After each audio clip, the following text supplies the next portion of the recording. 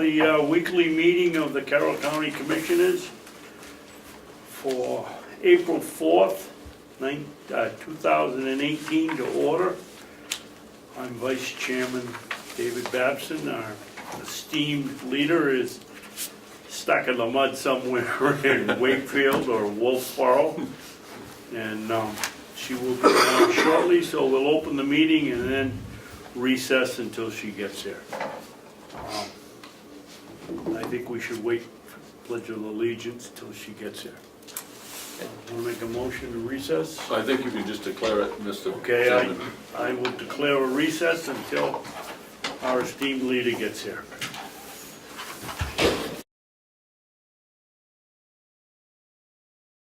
I'm telling you, when I use the county phone for me a while. All right, you called it to order, so can we join you in the Pledge of Allegiance, please?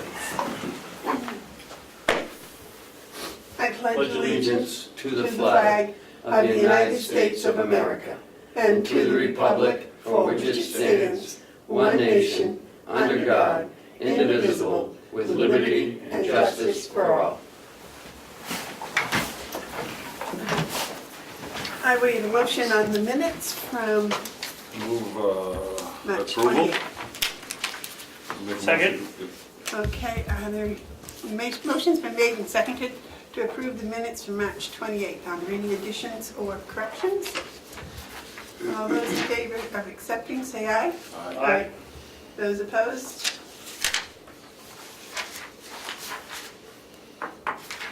Okay, you got your copy, David? Yep. No, I got it. Today must be the 4th? Yes. 4/4.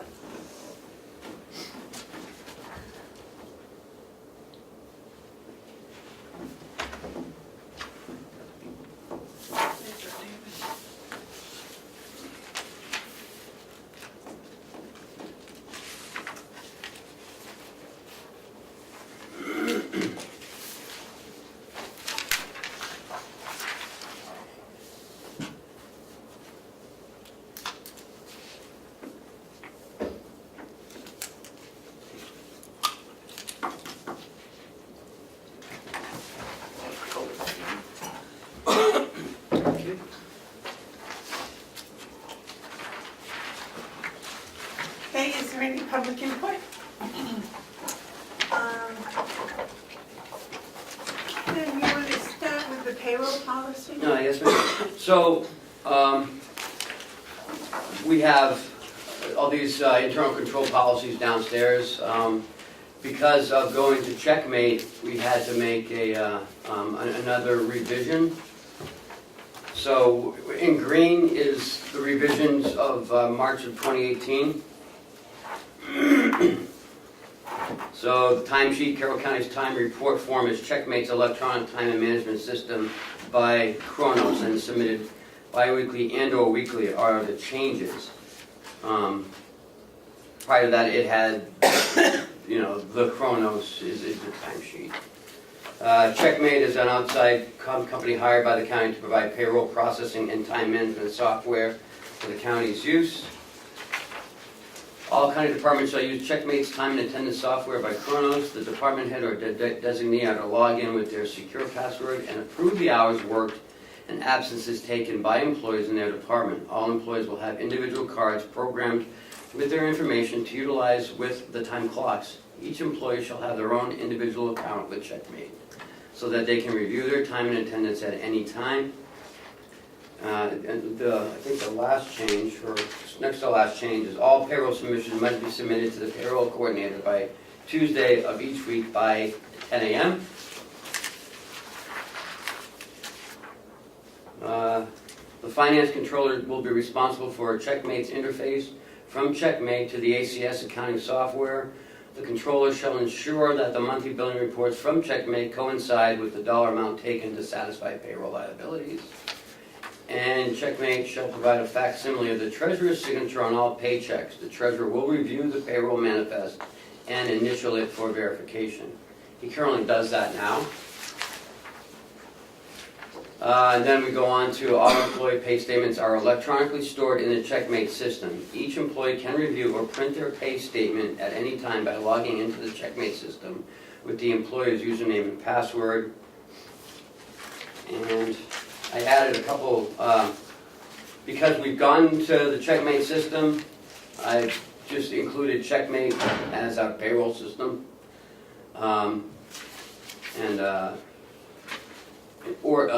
These initial changes will be submitted to payroll for retention and record keeping, or shall be retained in the Checkmate payroll system itself in electronic form. Those are the additions because of going to an outside payroll vendor. So it coincides with what we do as a procedure, and we have it in our policy. Is this the original you want me to say? No, this is the original here. Okay, David? Yeah, I'd like to discuss this for a minute, please. Number one, Kathy Armstrong has got plenty to do, and now we're assigning her, or she's going to continue to do what she's done in the past, and that's interface Checkmate between ACS and Checkmate. And isn't there anybody else down there that can do that? I mean, how much work can we give that poor lady? It's just what Checkmate has done in payroll. It comes over from them in a file. Right. She downloads it and puts it into ACS. It's not a big deal. It's something that she's always done, except it's been in our system. And Mark has a... I agree with David. I mean, I think this is good work, and I support this, but I think it's important for us to make it known to the public or to anyone who's listening that these little things that we just keep adding on, more responsibilities, it all takes time. And when we're already stretched to what I can calculate, staff downstairs is probably putting in, I don't know, 110% over the time, probably 10% over the time, or even more. You can't just keep putting more and more, and I know Chairman Bevard's spoken about this over the years. You just can't put more and more work on people. And so, yeah, we should do this. It makes it free-flowing. Checkmate has been a major accomplishment for this county, for the employees of this county. But at the same time, this speaks to, again, to the need that we have for an administrative assistant, immediate need. Because like there's how much can you put on one or two people? Yeah, the knapsack's finally full. You put in Right. 20 pairs of socks. Soon it's going to get loaded. Somewhere there is that straw that will break the camel's back. Absolutely. Well, I think that's here. I think it was a month ago. Oh. 8 months ago, but anyways. And the other thing, Madam Chairman? Yes, Madam Chairman, we are paying on Checkmate, I think, $52,000 a year. I would like to have somebody come in here at least once a month for the first 6 months or 8 months or 10 months and tell us how the program's going. I mean, is it moving forward? Have we eliminated the problems with employees not getting the right amount of money, or not being at the bank on time, or everything that we had when we were doing it manually? I'd like to get a report once in a while of how this thing's going. I can have Jessica come up here and report next week. She'd be happy to do that. I think we that's a should very go good to the idea. public and find out how it's going. I mean, we are still continuing to work with them to make these, to make adjustments. But the nursing home is running pretty smooth right now, so Good. they're really happy over there. For now. So can we go back to this? designing You want a that. motion? Yeah. I think so, because we all have to sign Yeah. that, so. Madam Chairman, I'd like to make a motion that we approve the revisions to the internal control policy as it pertains to payroll by accepting the revised revisions of March 2018 is highlighted by the green. Would you like to second that, David? I'll second it. Okay, the motion's been made and seconded to accept the updated general control policy. All those in favor say aye. Aye. Aye. Those opposed? Okay, passes, David. I'll hold this.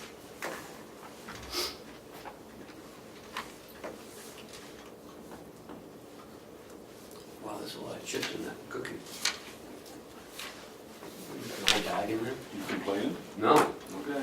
good. That's a Hounsell with. Did you make the cookies today? No, I did not, but we want to enjoy chocolate, because I hear from the news that chocolate is going to disappear from the planet in 50 years. Really? Yeah, that's what they were talking in the news. Well, that, I won't be around then, so Does that'll that mean I'm gonna live another 49 years? Moving on. I mean, like, no, there's a chocolate chip cookie. Put it in the, oh, I gotta put Right it in there. That looks like a bear paw. That's a here. chocolate chip Not cookie. See that one? bad. Come on. Cheryl does an awesome job. What one? Okay, next is the parking lot bids. Yep. So as you know, part of our capital plan is to redo the back parking lot and the side road here. Bob has put together a proposal. Oh, it's an RFP. And, you know, we have the dates, but those are our dates. It may change with their availability, but we want to be one of the first ones that once they open, you know, to get on this project. Where did I see a picture? On the back. Oh, on page 7. Oh, isn't that nice? And what is going to be repaved here? Just the parking lot where we all park, or the front, or? No, just the whole back parking lot Yeah. and the road right out here to Yeah. this road. Because remember, 2 years ago, we did the walkways. Because they were all crumbling and rocks were coming up. And we eliminated, if you remember, Commissioner, we eliminated the walkway from the sheriff's department out to the front. So that is all grass now, or I think it's all grass. So we're gonna send it out to some companies and see what we get back. No, we need to talk about that. 'Cause Okay. There's a couple of language. Okay. Mark, you have something to say? Yeah, I haven't really given you, I mean, we got to do it, but the first thing that stands out, and I'm talking from my experience as a contract bidder, under scope of work, it says approximately 30,117 square feet, and then it goes including. Okay, so it kind of like defines that. So there should be a sentence that should say something along these lines. Dimensions given are approximate only and not meant to express exact measurements of the scope of work. It will be the responsibility of all bidders to verify existing conditions. I like that. I'd go one step farther and say, just exactly what you say, but bidder will include a not-to-scale sketch of what they will be paving. That's good too. So there's no question. The other thing, if I might, and I haven't seen, but I think you need to, we should on a job this size, we should have it be all bidders of mandatory site visits. There is that. There is? Yeah, I saw that, because that's what I was making sure. And I don't see anything in here about a bond.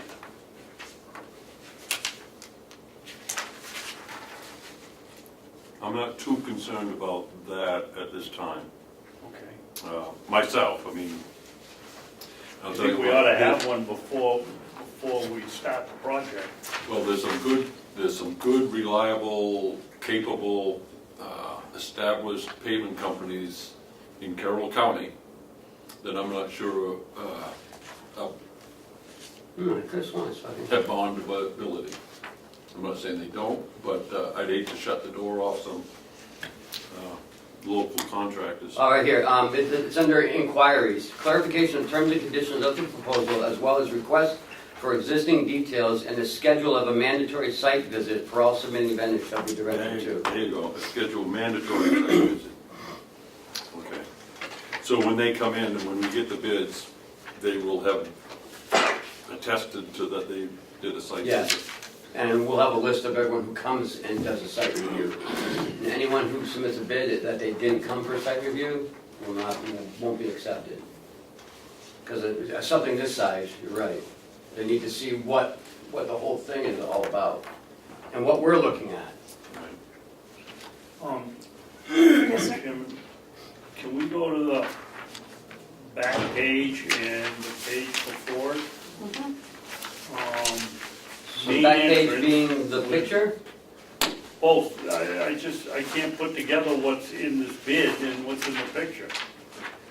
Main entrance with undetermined apron, okay, the main entrance would be the front or the back, The back, here. okay. From the The highway main to parking the parking lot lot. would be the back. The main parking lot, right? Where is the side parking lot? 19 by 54. I'm That's the guessing road. it's, no, the road is the 25 by 125. It's the side entrance. Is the side entrance is here? I could ask Bob on that. I'm guessing it's where the sheriff parks. That strip is 19 feet by 54 feet. Okay, That one right in there? Yes, sir. Yep. And where you park. Yeah. I have a question where it says, the winning contractor will perform a full depth reclamation. Yeah. I've got one more to go Oh, on this okay, I'm list. sorry. Where is the 25 by 125 side entrance, if that's, Right here. well, where are we on this building? Are we looking over the road? No, the nursing home's over there. Right here, David. Yeah, we're right there. but Yep. That's not Back parking. road. No, it's called the Side road. entrance. 25 by 125. 25 feet wide by 125 feet long Okay. until it hits the parking lot. And where's the side entrance? This. That would be the, Oh, you mean just an entrance to drive in, not a door into the building? Oh, no. No, the side entrance is, Oh, okay. we're not paving inside the building. What I would change is that last word, because Okay. Commissioner Babson, that Oh, entrance. side driveway? Side drive, I think. Sideway driveway. Side driveway, side drive.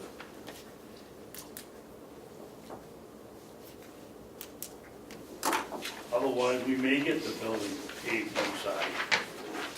That'd be nice. Okay. all done. David? Go ahead, no, I got some more, but Oh, go ahead. your turn, because I just Okay, came up. well, it was just this full depth reclamation. There's They come no, in with, a full depth reclamation is grinding of the asphalt, using it as a sub base. okay, but it doesn't say anything about removing the rocks that are causing the bumps in it. We're doing that ourselves Oh, okay. to reduce the cost. So we're going to reduce Yep. the county. Okay. And the full depth, we don't know how deep that is. Oh, yeah, it'd probably be 4 inches maybe? no more than, probably not, probably 2. You're talking the reclamation of the surface? Yeah, you probably don't have more than 2 inches total, if that. So they're not going to do anything with the underlying causes? Yeah, Yes. that's the next line down.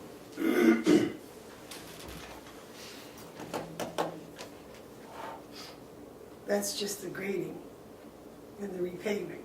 Well, But if you guys are taking the stones out, right, okay. then they grind it and then they reuse that. Right, that I grinding for the understand sub that base. process, but if they just come in and regrind it, whatever's underneath stays underneath. So if there's a boulder under there that's causing a hump or We're something. taking them all out Okay, prior to them even coming here. And we're also running a bunch of conduit lines now. So in the future, if we have anything to do, if we need any electricity or cameras out back, we don't have to dig up the pavement again. So Bob's gonna run some I don't know what you call them, conduit, this way and that way, just in case, so we don't have to rip up the parking lot again. Yeah, good thinking. Just remember to put the map somewhere. Yeah, your as-built drawings. And they'll fish them through, that's good. That's a good idea. Yeah. What else, Steve? You know, it always bothers me when you try to cut corners by doing the work ourselves. We go out here and we dig the rocks up, and then we repack it. Now the paver comes in and he paves, and all of a sudden in 2 years, something's coming through and we're going to get to the point where the paver says it's our fault, and we say it's the paver's fault. Why not have them, the paver, responsible for the whole project, so that we don't get into it? I mean, there's been growing rocks out here for 20 years, and it's going to continue, and someone's going to say it's the other person's fault. I think we can do the job ourselves and save money. Okay. Just like we took out all the old sidewalks prior to them coming in, and that saved us a ton of money. I mean, we can do that. If we can't, then maybe we'll revisit it. But for right now, Bob and Will both think that they'll be able to. Find them Be all, able to and do get it. them all out. John, did you have a comment? Yes. As I recall, a few years ago, there was talk about reclaimed glass. You recall that, Commissioner Babson? If you put that down as your base, Yeah, at least the moisture part of it will dispel. I've heard that reclaimed glass. The second problem I've always meant to mention about your lot out here, those trees shade it from the work of the sun during the winter. That's why, one of the main reasons why you have ice and can't get rid of it. Thank you. Thanks, John. He's right, they are on the south side. Okay, anything else, gentlemen? I think, I don't know, you don't want to put asphalt down if the ground temperature isn't the right temperature. But that's probably not a problem, because you're not going to do it until, At least end of May, June. but I do know that if you do fall and early winter jobs, they go out, they measure the temperature of the ground, but I don't think that really would apply here. You don't want to put pavement down if it's too cold. Right, and you're right, because they did the walkways in September, late September, Yeah, and there was one day that they couldn't do it because it was too cold. right. So you're right on that one. But again, these are proposals. If they come back and say, well, we'd rather remove the rocks, then, you know, whatever. Well, you know what we might be able to do, Commissioner, Ask them both. is ask them, invite them to submit add alternates or valued engineering.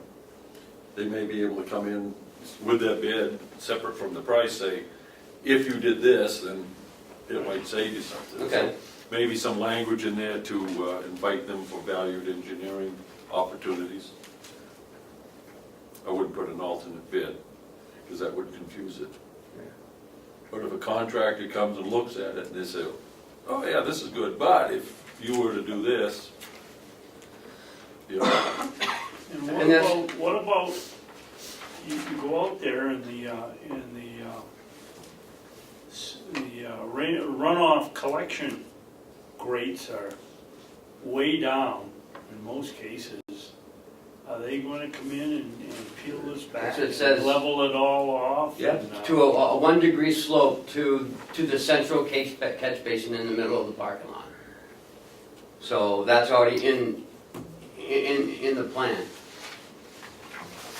So you're gonna have one in the middle, And that's the only one? That's the only one we have, is just that one. Because it slopes kind of to the middle. And it's a manhole, it's got a ladder and everything in it. I don't know what's down there, I know there's water in there. It runs off someplace. There's surface water from the parking lot. Maybe it goes down to the, Well, that's the you water. know where it goes, probably from, yeah. Some field somewhere. It's got critters in it. Well, I heard there's alligators in it. Actually, I haven't seen any alligators, but I have seen little salamanders. I think I'd like to see the language change Okay. before I vote on it. We'll bring it back next week? Okay. I'd like to, if that'd be all right, because I think Yeah. we should, No, that's How okay. many questions? I get that language suggestion Thank you. later. And, but I You wanna agree switch with, proposals then? I agree with David I'll that, give you this one, that those or do you want rocks, that language? I'll give it to you. Okay. those rocks are a problem. And I don't think they're little rocks either. I don't either. Remember, we only have $90,000, so we need to. I want to make sure we do it right, though. Yes, that's it. There's no point in. Okay. Howie and Laurie, I think you're up now. Thank you.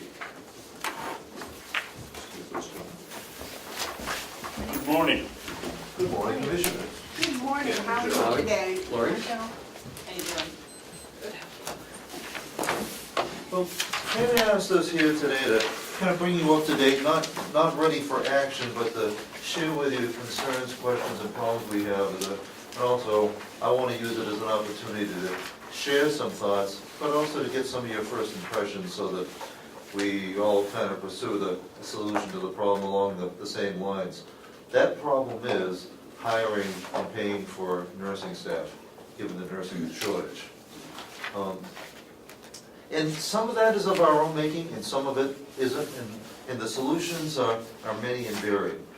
The short version to the nature of the problem is that there are fewer nurses entering the workforce than they are leaving. There's a great number of people retiring. That's one part of the problem. The other problem is, with those that are entering, it's a different type of workforce than those that are leaving. And that's something that we can adapt to. Hospitals have been doing it for the last few years, so have the private sector. So we are in a position where we need to adapt. Now, if we look at things in a broad range, we have put ourselves at a competitive disadvantage. And I say we in terms of being governmental, county, and including state. As a county, we have put a major premium on benefits. We've also put a premium, as is understandable, being county and being heavily unionized, with wanting to treat everybody the same. Well, I think it's a time for us to challenge some of those assumptions. And by challenging those assumptions, it also reduces the total expense that might be involved. Right now, we make and by way of example, I don't want to talk too much in theory, but by way of example, for a nurse, our vacation time, sick time, holiday package translates into about $3 an hour. Our retirement and health translates into about $3 an hour. In theory, if we had somebody working less than the retirement, we can't break any rules, not with the Affordable Health Care Act and not with retirement. But for somebody working under those minimum hour requirements, well, there's $6 on the table. That in theory, we're already prepared to pay in benefits that might be very attractive to the new workforce. What I'm seeing, and I think what hospitals are seeing, is that the new nurse coming into the workforce, she or he is coming in and they want it now. They want the money now, and they want the flexibility of time now. They don't want that vacation bank so they can plan. They want to have a schedule so they can work 3 days and have 4 days off. So they can work 2 days and have 5 days off. Not for all, but for many. And I'll be leaving you with not a proposal, but some written thoughts that if we continue to do the same, we'll continue to get the same, and that's going to put us at a competitive disadvantage. And I'm not suggesting that we necessarily toss out everything that we're doing, but that we open up a new option for a new way of looking at things so that we can be attractive to a different workforce.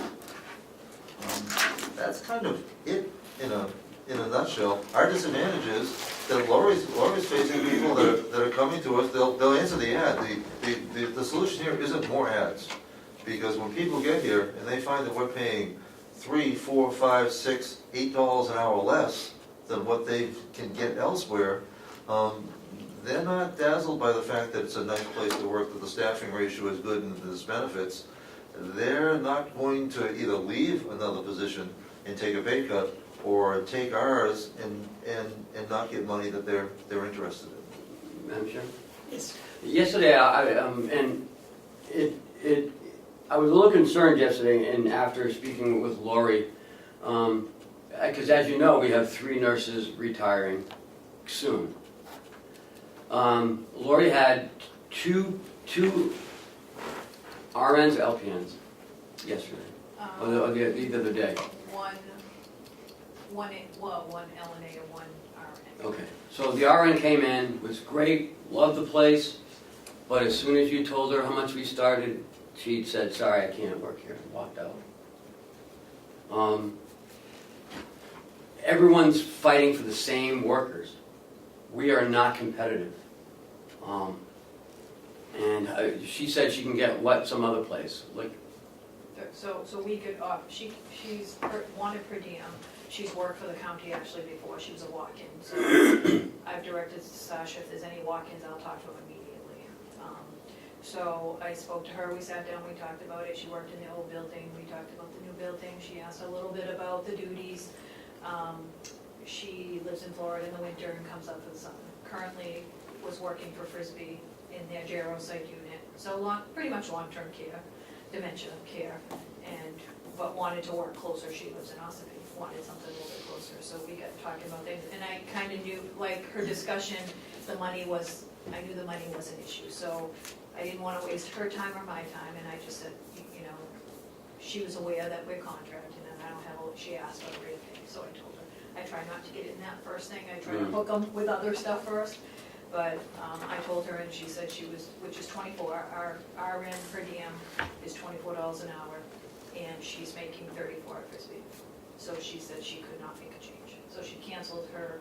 I didn't have time to tour on Friday, but she made an appointment to come back on Tuesday, and she canceled that, because she couldn't take it because of money. What is she making now? I can't hear you, 34. you're whispering. I'm whispering. 34 an hour at Frisbee. But it is acute care, and we're never gonna be able to compete with acute care, but I think we have to compete with our other long-term care. And where does she live? Ossipee. Well, do we get into any discussion that Frisbee from Ossipee is a Yeah. talk to- 45 or to an hour drive, both one plus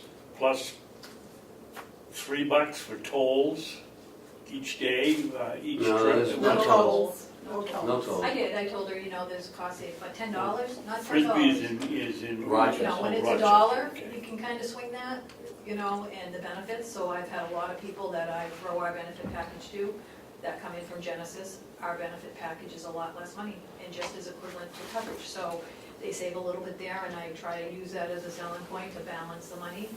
You're still gonna bring home more money in your paycheck by our benefits than working there for that amount per hour. So I do spend a lot of time, that's my only selling point. But per diems don't get They benefits. don't, so I don't have that. And we have not looked at our per diem rate for a long time, and I will tell you that most nurses are working per diem. They don't wanna commit to a schedule, per diem, they can make their own schedule. We have a small contract that covers the weekends, but, they wanna manage their own schedule. So, a lot of nurses, and I'll tell you, if I had to work the floor, I'd work per diem and manage my own time.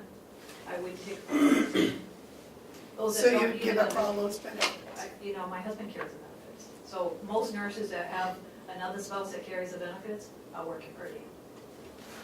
So, when my dad was in the hospital, I had a few conversations with the nurses down there.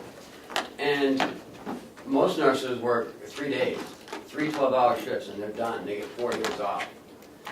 I mean, I know it's hard. if someone calls out to fill a 12-hour shift, they get 2 different, shifts to fill, but, we've gotta start addressing this. I mean, we keep talking about it, but we need to get something to attract people to come here. Now, is this LNAs as well as your LPNs and RNs? LNAs, we don't have as much of a problem because, and I'll tell you why, and my selling point is they have 6 residents to take care of. Go to Genesis, you have 12. So it's 1 LNA to 6. It's 1 to 12 or 15 at Genesis. So people are willing to take a little bit less money to manage the workload. And we can train LNAs, in fact, we have a program We have a starting at the end of program, the our own month. program, We can't do that Well, without high the school ends does of too. and the high Yeah. school does, so. So we don't we're have that as much manufacturing of a them, so to speak. Correct. But we have a large per diem, again, big per diem pool. Some of them are working 40 hours. Don't take the benefits, but are getting their paycheck, and they can manage their own time, work which days they want. You have a question? Well, yeah, no, I don't have a question, my observation. I feel the pain, I really do, but I disagree with what Ken says, we have to start addressing it. We already have. We brought forward a contract that would have made big steps forward, but in their, I can't even say the word, in their infinite wisdom, the delegation decided that contract wasn't beneficial to the county. And I take responsibility for that because apparently I didn't express to them the good benefits. Neither did they ask for it, but the impact to the county would have been 2.7% if you look at the total package of that contract, what it would open up, what it would provide for us. Salaries would have been 2.7%, which is under the 3% that seems to be the cap that they're interested in. But they were looking at a 5% one-year thing, or whatever. I don't know how they did it, but they didn't even talk about it, so I guess it's not possible to know. But your solutions, I think, are going to be difficult because in New Hampshire, we're driven by collective bargaining agreements, and nurses are part of that. Not the RNs. RNs aren't part of They the, are not part of the bargaining unit. LPNs LPN, are. most LPNs are, so, but I need to include LPNs. Mostly. mostly. Mostly. But we feel we have more control because of the collective bargaining agreement with the RN. Yeah, okay, but the LPNs are part of the collect, so you can't go off script. You've got a contract. With the LPNs, but we do have opportunity with the RNs. I thought supervising LPNs weren't in contract. They are, still, we try to, yeah. So Still in all contract. the All LPNs the are LPNs. under contract. And we have more LPNs than RNs. So your solution could work for RNs, Correct. but it doesn't address LPNs. That would be more complicated. Almost impossible. How many RNs are employed over On the floor? Or total? there? Total. Like managers and everything? I don't know. So, okay, so that helps me, that kicks my thinking Oh, different. sure. So let's talk only about RNs, because I don't have to filter that through a CBA. Right. Okay, so what do you want to do? Right now, we're just sharing the problem and looking to, actually for your support for us to think outside the box in terms of getting away from the classic arrangement, maybe looking at deferring benefits, taking part of that money and putting it into cash. Because that's, and even looking at things that I don't like from a quality perspective. I don't like the Baylor plan, which is the way of describing, you work 3 12-hour shifts, get paid for 40, or you work 2 12s and get paid for 28. That isn't the best way to do things, but it is the practical way. I know nurses from Laconia that drive to Manchester to go to CMC because they want to work 3 days and have time off, same as Ken was saying. We're dealing with lifestyle decisions that we need to, we can complain about it, but I'm suggesting that we develop a plan for you that gives people an option.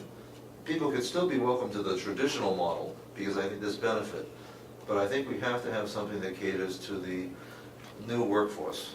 But we're only talking about 10 or 12 Correct. employees. Might I? Yes.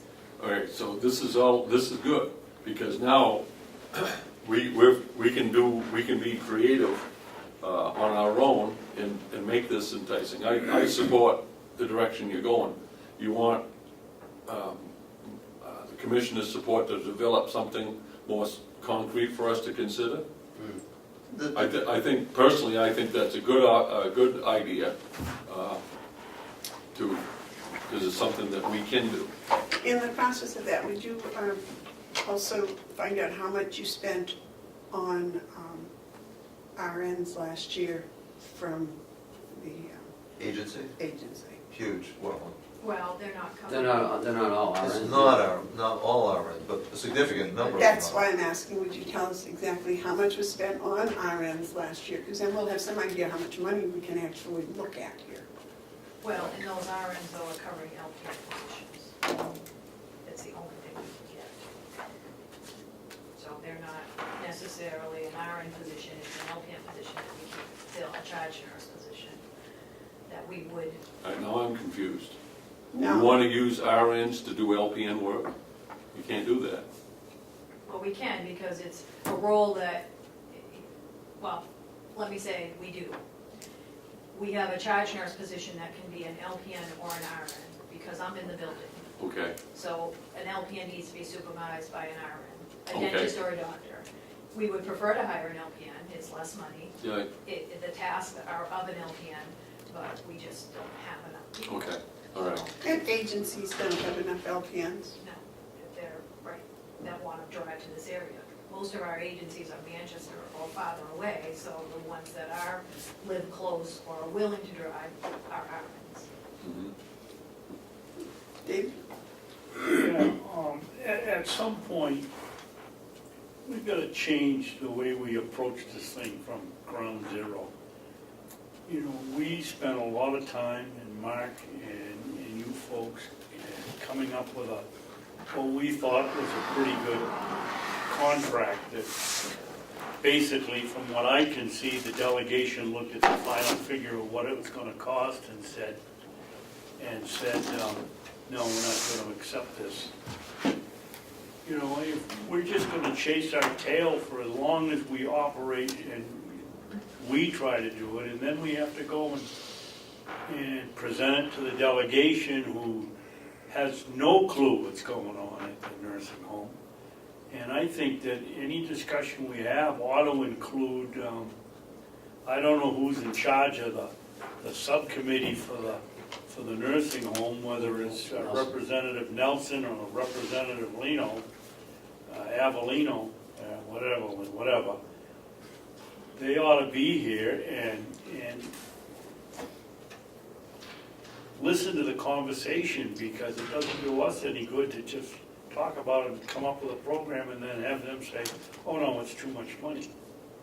And that's what's happening, and that's what's been happening for as long as I've been around here. My question, LPNs that are on per diem, are they under the contract? No. Not as per diem. Not as per diem. Not as No per per diems are on the contract. Okay, so I think your idea of doing something with per diems to make it more attractive, and believe me, I very much support unions, but in this case, if we're going to be creative, we want to do it with people that aren't, at this time, tied into a contract. So that would be an interesting approach, I think, yes. Well, I think we need to understand that it has to fit into the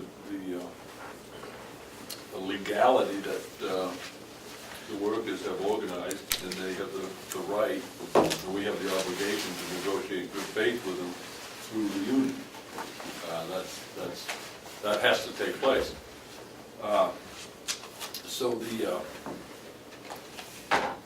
So that has to take its own track. But what I'd like to do is have you get more detail to it, but I know we're keeping her awfully busy, but Attorney Elizabeth Bailey is really, really good with labor law. And I think that any idea that we might have, Ken, should be passed by her eyes first to see whether or not we're violating some sort of RSC 273 provision. You know, in our attempt to do this, we need to have those eyes to make sure that we're not violating the law. Well, what I think is good, if we do an experimental with the per diems or the RNs, and it works, we might be able to then go to the union and say, look, this is what we tried, it was an experiment, it seems to be working, and then, you know, negotiate or talk with the union about improving some of their language in their contracts that would maybe lean towards this direction. And if people, I believe you're correct, that the people in the 30 to 40 year age, they somehow, they like the work 3 days, get paid for 40, you know, and they're not particularly interested in 5 weeks of vacation. They're more interested in a bonus every 3 months or something, which, you know, it's the changing world we live in, and I think you've got your finger on that pulse. I think you're correct on that. It's just figuring out how to do it within certain financial bounds that we have. But I think especially if we had per diems and they're like, wow, that's a pretty progressive thinking institution, that they might be willing to drive that extra distance or take just a wee bit less in pay if they knew the hours were a little more flexible. The only challenge we have is the per diem staff are, you know, not as dedicated. So they call out, and it's high call out rate because there's no commitment. Well, we ought to find a way to make it uncomfortable to call out. You know, something. Remember, it's a seller's market. Can't put a lot of demands on people who have options. But if we change that dynamic by paying more, then all of a sudden people would want to protect that position. Right now, they don't need to protect it. So we need to change that marketplace. That's a good way to describe it. We need to turn from a seller's market into a buyer's market. And I think we can do that. Well, no, Well, it's going to remain the seller's market. Well, we need to improve our attractability. We need to find something that makes it more attractive to work here than someplace else. You know, you could have this conversation about any number of things, but since we're talking about nurses, we have to admit that it is and will be a seller's market. They have options. We are one of the options. We are not competitive because we don't pay enough, and so they glance at us and pick another option. It's good business on their part. So for us to be able to participate, we have to pay more. Or go without. I think we can make some attractive additions. We use our LNAs and we help them become MNAs. And maybe if we're helping our LNAs become LPNs, or helping the LPNs become RNs, which I know we do, we are involved in that. That's a sore spot. The state has effectively backed away from LPN programs. The state and the Board of Nursing both. State through the community college system and the Board of Nursing. And so we see that LPNs have an important role in long-term care, but the state and Board of Nursing sees themselves oftentimes defined by hospital. And hospitals don't have the same need or role for LPNs as they used to. So we're not the community college system, which should be developing LPN programs, is backed away. And so I think, is there just one LPN program in the state? Is there any way we can do our own in-house LPN program? I don't think so, because you have to have maternal child. There are national criteria and requirements, and that you can't get at a long-term care facility. And you gotta have nurses to teach and all those expertise. You know, long-term care nurses can't teach maternity. Well, so all the nursing homes must have the same problem. They do. This is not just that one. So maybe something that ought to be thought about and looked at is changing the rules for people that work in nursing homes, so that the LPN position, There's actually through the county association a task force for that, and we've been doing that for the last 18 months in making no headway. We've come up against kind of a brick wall. So money only solves money problems, and this is a money problem. So it's gonna take money to solve this problem. What you started off by saying, what I thought you were saying, is that you would like to have our approval that you start thinking more outside the box. Well, you have mine. I don't know what else to do except to go outside the box, because inside the box, there is no solution. And I think, Commissioner Bevard's speaking of things that need to be worked out and brought back to us for consideration. And I don't think it has to be a quick work, but it has to be an immediate work as far as getting started on it. David, do you have a comment? Well, I've offered my solution, my suggestion that we include somebody from the delegation that's on the nursing home subcommittee, so that we're not chasing our tail. It's a fireman, policeman type situation, and the policemen get more money and they get shot at, the fireman goes to fire, so they should get more money, and you got a spiral going, and you got a spiral going here, but it's all within the nursing homes. We offer this, Genesis offers a little bit more, and they go there. It's just, and then there's a shortage of personnel on top of that, which is the real crux of the problem. And I don't understand why the University of New Hampshire and a few of these other organizations haven't put an emphasis on getting nurses. LPNs. Who is on your committee? You've formed a committee to work on this? At the county level, it's all the county nursing home administrators. No. The this part. proposal you brought in. We're starting right here and now. Okay. Well, I think what I hear from the gentleman here is that you need a committee, and you need at least a member of your subcommittee from the delegation on it. Maybe an LPN, maybe a nurse, an RN, and or even an LNA to find out, what would be the impetus for her to go and get her LPN, that type of thing. And, use that so you get, your head is wonderful, but 5 heads is often Sure. better. Yes, sir. I think probably, to do you're right on to something. What if we were to direct Lori and Howie to come back with a proposal to establish a committee? This one needs a committee. And have it, the mission of the committee, part of what you bring back, and have it be inclusive of the desire to invite someone from the delegation. We can't put someone on, but The invite someone delegation from can the appoint delegation, right, and get their involvement, because if we could do all this great work and have it shot down in 5 minutes because it wasn't expressed to the delegation in a manner that they found acceptable. Madam Chair. Yes. Last year, we spent $150,000 approximately in outside agency. Right, but I think the key to that is how many of those positions, how much did it cost to fill the LPN positions, whether it be with an RN or an LPN? And how much did it cost to fill the RN positions? So that we've got that separate.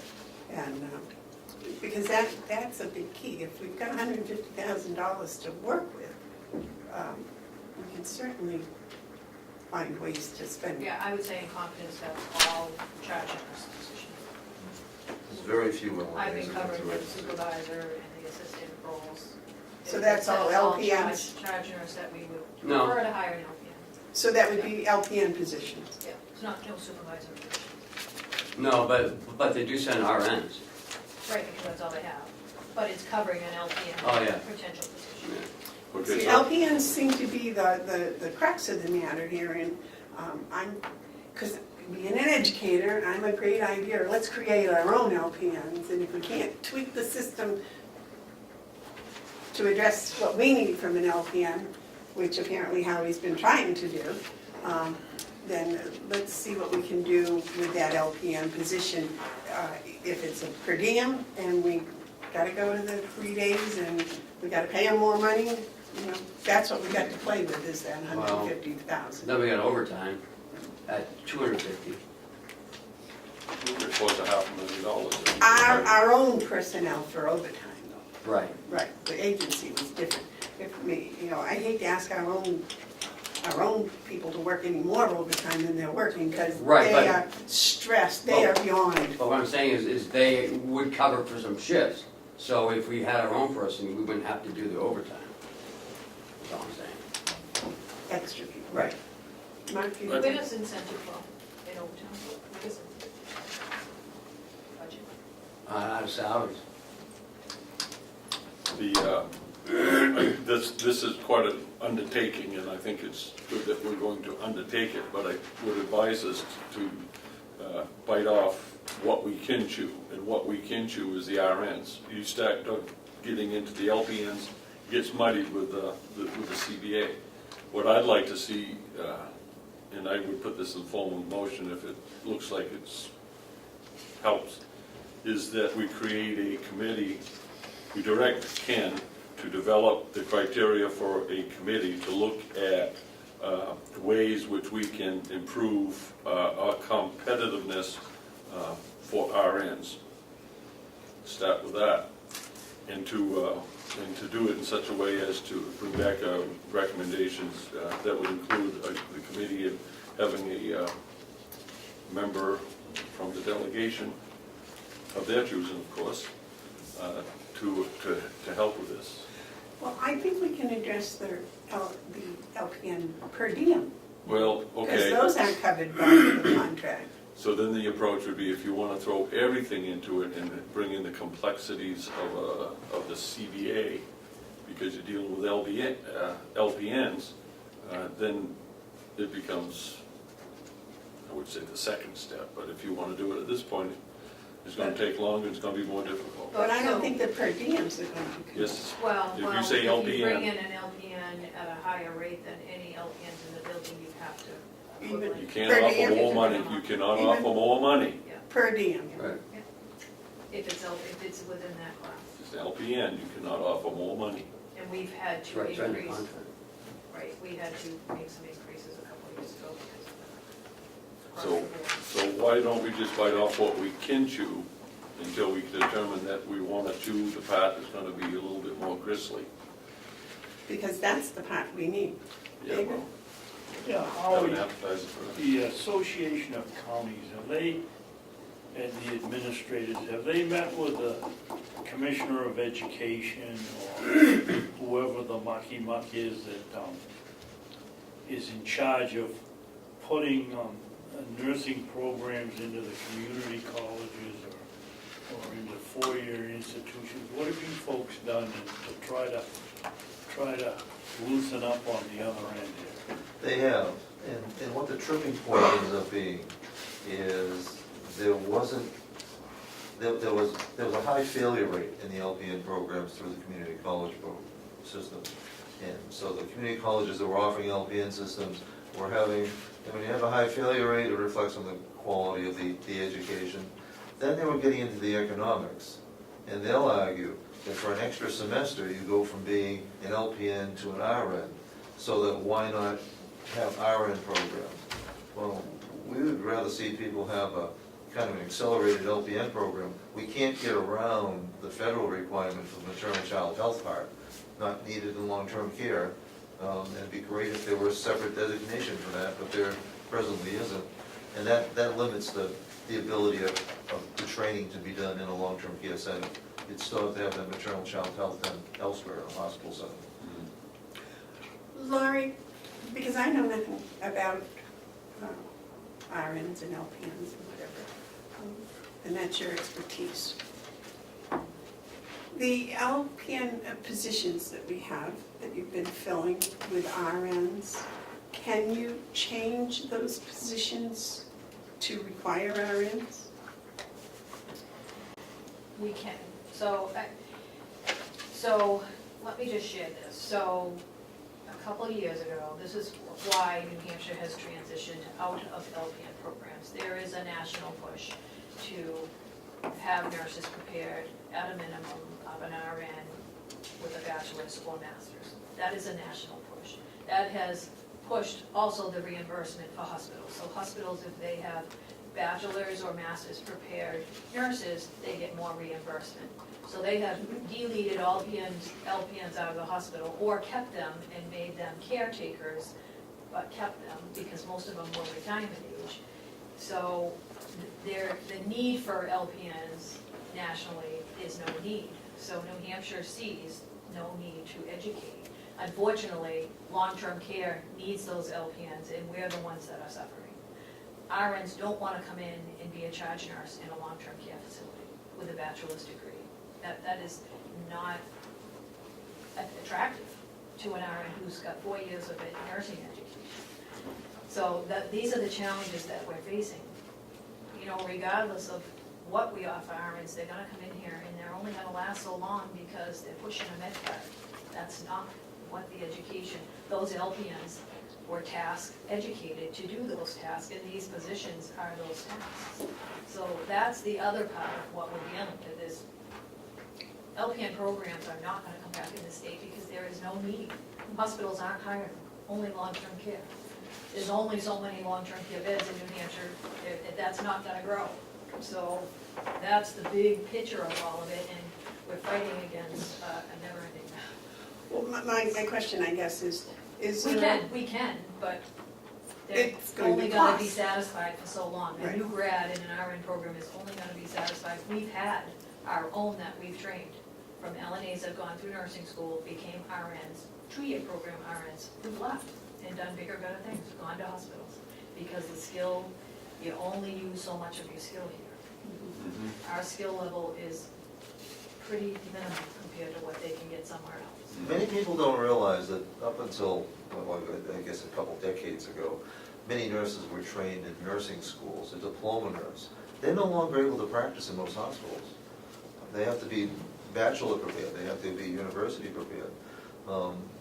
And that's been a real loss to long-term care, because oftentimes they were very well suited to long-term care. But they're not there. There are no nursing schools per se anymore. Right, our staff development coordinator has a diploma program. She could go work somewhere else with that degree in a higher RN position. They didn't hire her due to the requirement. So it's kind of a transition of where nursing is going nationally. Unfortunately, long-term care is going to and LPN will be weeded out, and we're not going to be able to find, there's not going to be enough RNs to fill the positions. So we The have. RNs won't want to do it. And we can't stretch M&As to do it. Well, we can, and I've attempted to write an M&A program due to lack of time, to be able to do that on top of the other duties.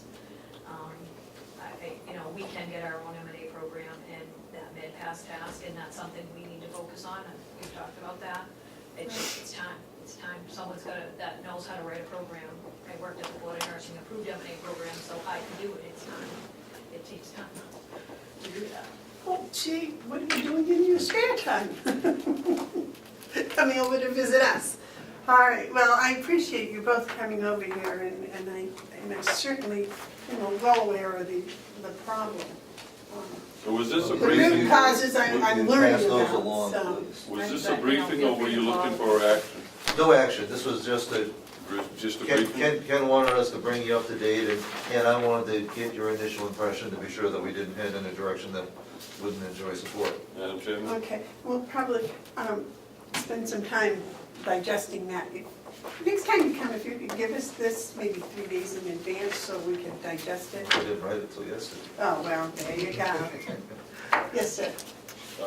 For my position, I think the first task should be the first task, and that is to address RNs. You got a big problem, but you can address that one.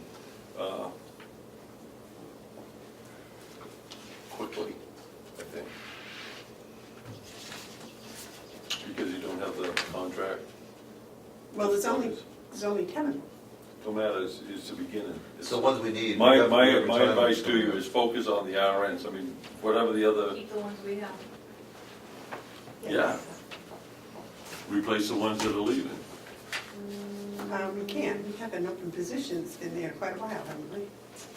We, LPN or RN? RN. Yeah, a year.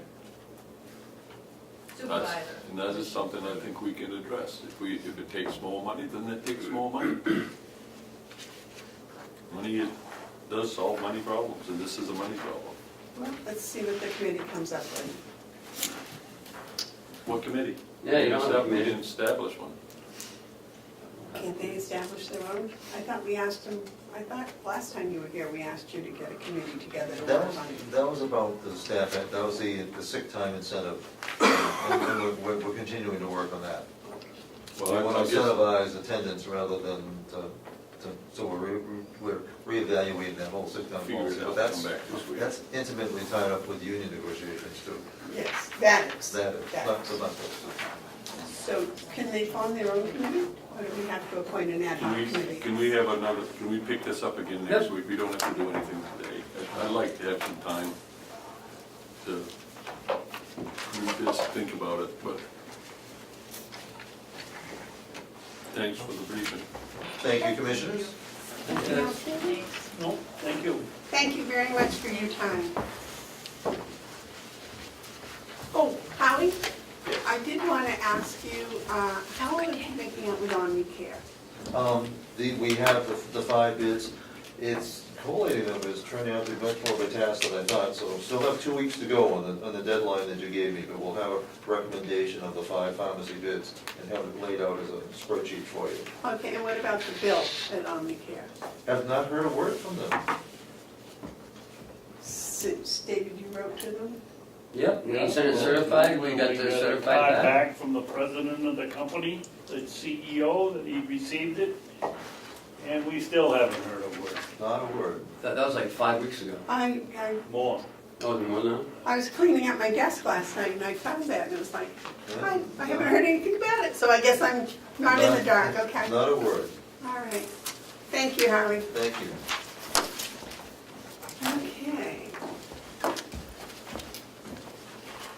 The irony in that is, in the letter, we said that one of your methods of operation appears to be not answering any email. So you send it to the CEO and he doesn't answer. Miss Kathy, what part of the agenda are you? It's right here. The tax anticipation note, Oh, okay. signature. Okay, because I wanted to get to that while she's here. Okay, who's, Ken? So finally, we have our tax anticipation note. Did you guys want to explain the amount and everything? Well, we get 2 notes. The first note is 12,521,328, and that's at a rate of 1.89%. Yeah, I just want to make sure. Yeah, 6, right? 1.69. Yeah, as I say. 1.69%. That's up about 25 basis points from a year ago. However, as I'd indicated earlier, the Feds raised the discount rate a point now, almost 1.5 points. So I think we made out fairly well. The remaining balance of approximately $2,978,672 is at an interest rate of 2%. That is a taxable rate to the financial institution. Initially, that rate was going to be 2.11, but we were able to get them to lower that to 2% even. Not that it's a big difference, but every point counts. So, and with Kathy's excellent help here, she's got all the documents here that we need to have signed. The total that we ended up borrowing was $15,500,000. The delegation gave us approval for $17 million, but after working with Ken and Kathy and the rest of the folks, I think 15.5 will do it. In In fact, we're going to be drawing about $1 million on Friday this week, which will be our first advance. So we probably ought to sign Would that be a today. good idea, yes. Well, that was kind of close. Mark? Well, I would make a motion to sign both notes today and speak to it if I get a second. I'd like to. Peter? Go ahead. You gonna second Say it. it? Okay, all those in favor? No, I wanted No. to, Oh, you want to discussion? yeah, I wanted to comment. It's pretty good you went through 25% of the year without borrowing any money. That is significant. Well, it was, and that's from the fantastic financial management of the business office here. I won't say that it wasn't without some sort of stress at times, but Yeah. Well, wouldn't like to be in that position next year, but But I think it's important to say to the public that that's really quite an achievement with everything else that's going on, to be able to operate this county off of fund balance. And the cash flow management is just really good. I want to commend you, Joe, but also, of course, to the comptroller and Ken for this. That is significant, I think, to be able to go 25% of the year without borrowing money in anticipation of taxes, especially knowing how taxes come to us so late in the process. So, good job. well, I can't speak for everybody, but we do appreciate it, but I do want to let everybody know that that wasn't our original plan, obviously. We had hoped to have this in place a little sooner, but due to some additional circumstances beyond our control, it just worked out this way. Yeah. Well, and I also think that Joe has done remarkable, because from the time he had permission to go ahead and find a tan, he's scrambled and he's contacted and done quite a job, and getting such a low rate, I think, is I hope quite you do. commendable. I hope you do another term, Joe. I really do. I mean that. You've been a huge asset to it. We've gone through some transition in the last year in the finance department. Kathy's just, she's the queen of the place. It's really good. But it was your leadership, your professionalism that kind of made it all come together. Your credibility is well regarded. I do, again, I sincerely hope you keep at it. Well, we appreciate your confidence, but as I said, we couldn't do it without the help of the crew here. I mean, you've got a fantastic group of people, so it makes it easier too. David, you have a comment? Yeah, Joe, can you tell me, do we have to use up the 12.5 at 1.69 before we start paying the 2% for the taxable Yes. tans, or is it mixed in and What we have, so everybody understands, Commissioner Babson, is we have two separate notes.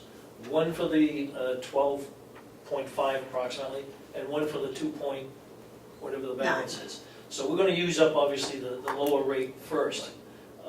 my question is, we can do that? Yes, we can. They're not Yeah. co-mingled. No, they're not making us commingle them or anything. We have that option, so we will be using the lower rate, obviously, first. It would be my wish if we can pull it off, and I don't know if we can. Maybe we won't even need to get into the 2% rate, but I'd rather have that out there just in case. Sure.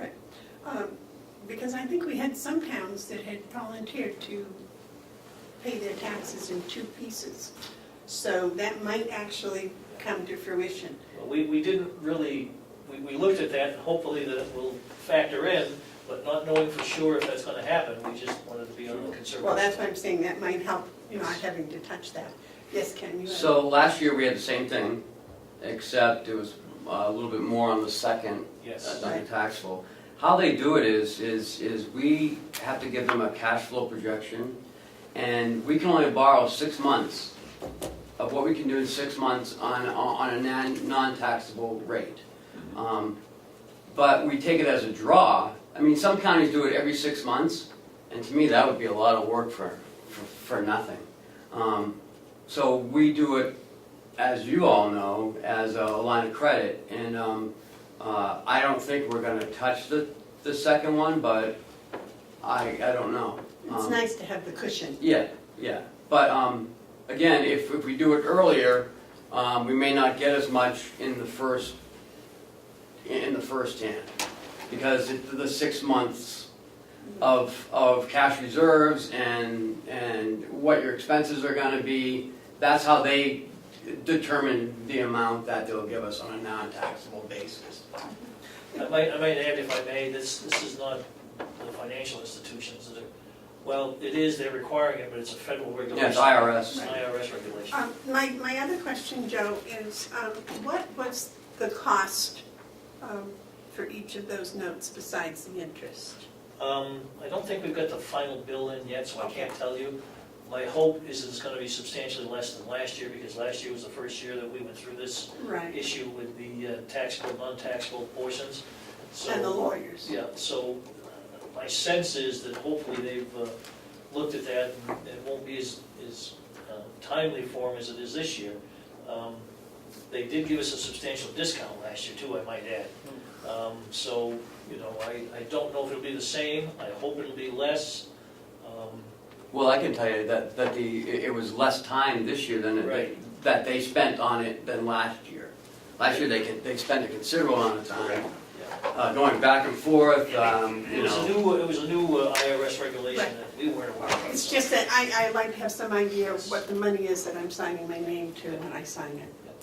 Mark? Once we get that, I'll Well, you've already shown, all of you, you've already shown that in 1 year's budget that I've been here, that you take the money, you manage the cash flow perfectly almost, and you end up bringing back, I think this last year, from what I can do with my quick math, is $1 million in surplus to be added to the 4 million that was already here. So this is, you got a good thing working, and it's, you manage the cash right, and we reduce taxes. People are gonna see the county tax rates, all things being equal, go down. We're providing services, we're moving forward with a lot of things, so, we're really in a good position. We're, I think we can anticipate even a better 2018. And I don't think that's known enough in the public, what a wonderful job the county has done to operate the 2017 budget. And, It would be my hope at some point, Ken and I and Kathy have talked about this a little bit, get it to an issue where we may not actually need to borrow a lot of tax anticipation money. Sure. That would certainly be a nice position for the county to be in. Of course, that's leaving out any unforeseen expenses that you may not be aware of, something happening. But the bottom line is, it's headed in the right direction, and we're going to hopefully keep it going that way. Very good, nice work. Any other discussion, gentlemen? All right, the motion's been made and seconded to sign both tax anticipation notes. One at 1.69% for $12,521,328, and the second taxable for 2% at $2,978,672. All those in favor say aye. Aye. Aye. Those opposed. Okay, Joe. Kathy, how many do you have for us, dear? I have 3 sets that need signatures, so. But they're all tabbed on the pink ones if you guys decide. Well, as you know, some of us need absolute one-on-one direction. Don't take them apart, just find the little pink tabs and sign them, please. Sign it last, because I don't wanna do it wrong. So mine is pink? No, Yeah, that. commissioners are pink. Commissioners are pink, right.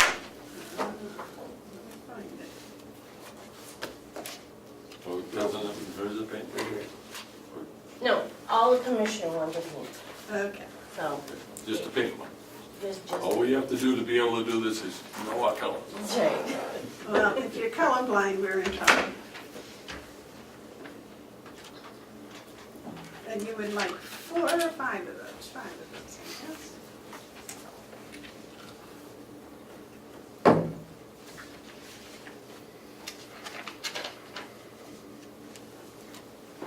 How are you gonna spend your first million? Well, I think I'm Going on going, vacation? no, I'm gonna turn it over to Kathy and let her invest it for me. She seems to be doing a really good job with the money. She does an excellent job with the money. I almost said a very sexist thing. I must be careful about that. I'm Scottish, that's what I say. Is that a copy of the same thing? No, It's, yes, there's I need 3 sets of original signatures, so. So it's not the same as she signed? yeah, it is. Yes, it is, it's Well, exactly. I just don't wanna give it to you, because they're gonna pull it apart and then I'm gonna lose everything. I'm gonna do a little reading while I'm Well, sitting here, you can have this one now and you can do your own and I will do this without Pink pulling. ones we need signed. Please, Sure. Okay. I will be checking, so. Yes. As Cheryl will tell you, all our signatures need to be checked.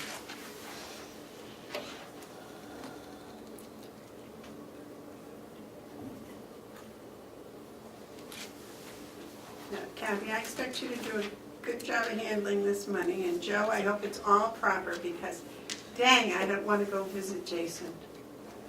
Actually, I think that for this amount of money, they'd probably send us to Concord. Well, and there's specific instructions on how we handle these documents. Like, 1 goes to the bank, 2 go to the lawyers, which have to be there by Friday at 8 o'clock in the morning or something. Are you hand delivering them, Joe? Yeah. Yes. Purple one, I want to sign this with purple. Thanks. We're gonna hand deliver some of them, the rest of them going out FedEx today. That's supposed to go to David first, isn't it? Yeah, here it is. No, Oh, he's saying it no, right then now. I figure you both sign a little slower than I do, so. I'll give you both something to do. Can I get a pen and put this?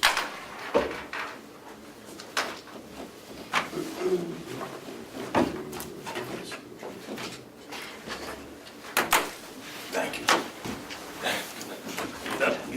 I don't have a pen.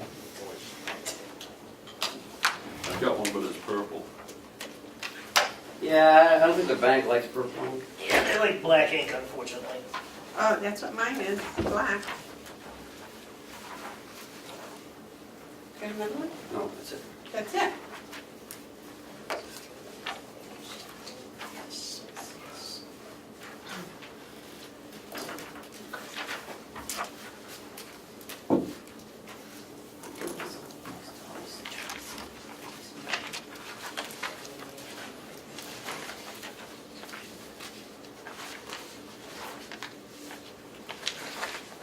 Yeah, this is what I'm I couldn't even thinking what you said.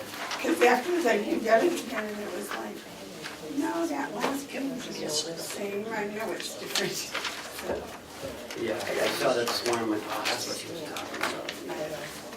We're gonna make sure we use this. Yep. It's just gonna go to David. Yeah, this one's so good. where is the, oh, here it is.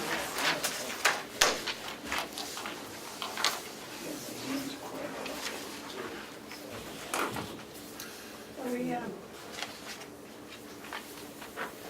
How do you get away with that? Well, no, I'm still gonna change it.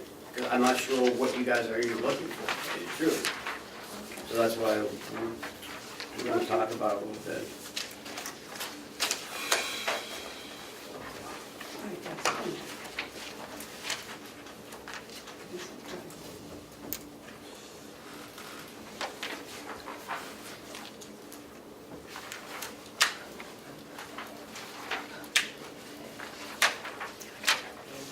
So what did they, well,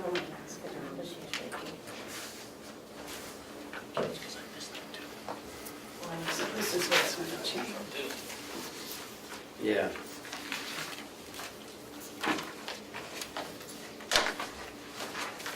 And that's what Kathy had sent me last year, or the year before. That requires. I wanna pull a Donald Trump. he does. He signs a bill, he holds it up for everyone to see. Well, you'll be down there talking with him in another Probably not. year, so. He'll listen to me, I'm sure. Here you go, Joe. Thank you. The green and the clear. Yeah. Green, yeah.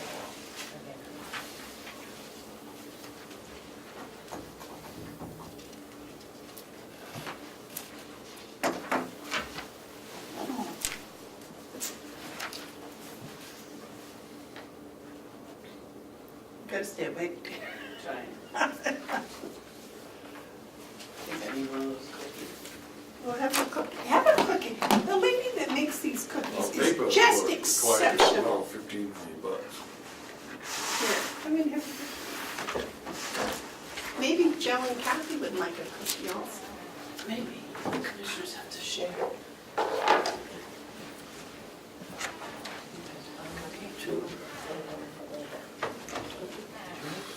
I think so. I think so. We'll give that back to Joe. Yeah, we just signed away 15 million. Yeah, 15 it's million, pretty scary. just a number.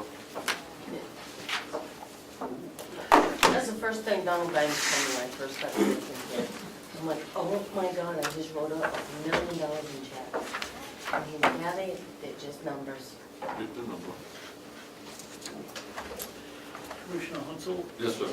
instead of hoarding cookies, could you move the sound and voice? Well, I'm kind of enjoying hoarding them. All right, guys, I give up. I'll have them. They look so super. Oh, that is a stray chocolate chip all by itself. That was from my cooker. Well, is it cake? You dribble chips, you lose, right? Okay.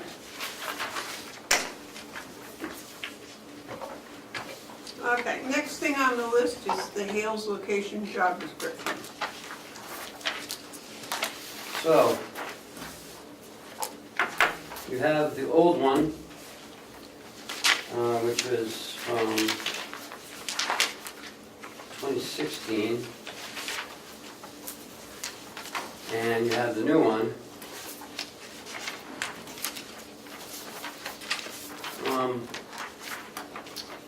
So I took different things out of it, because I took a lot of the office duties out.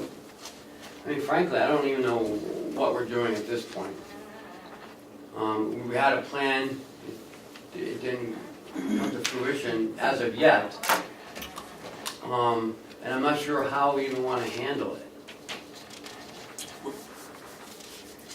Mark?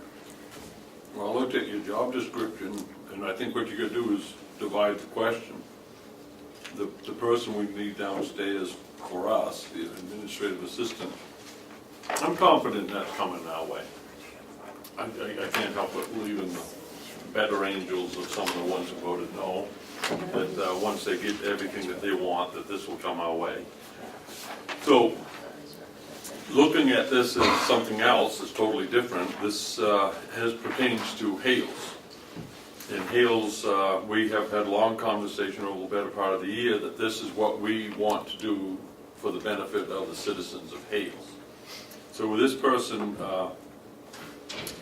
could very well develop, morph into the administrative assistant position, which probably will come. But if it doesn't, we still need this position. So I think your definition of this position is good. I think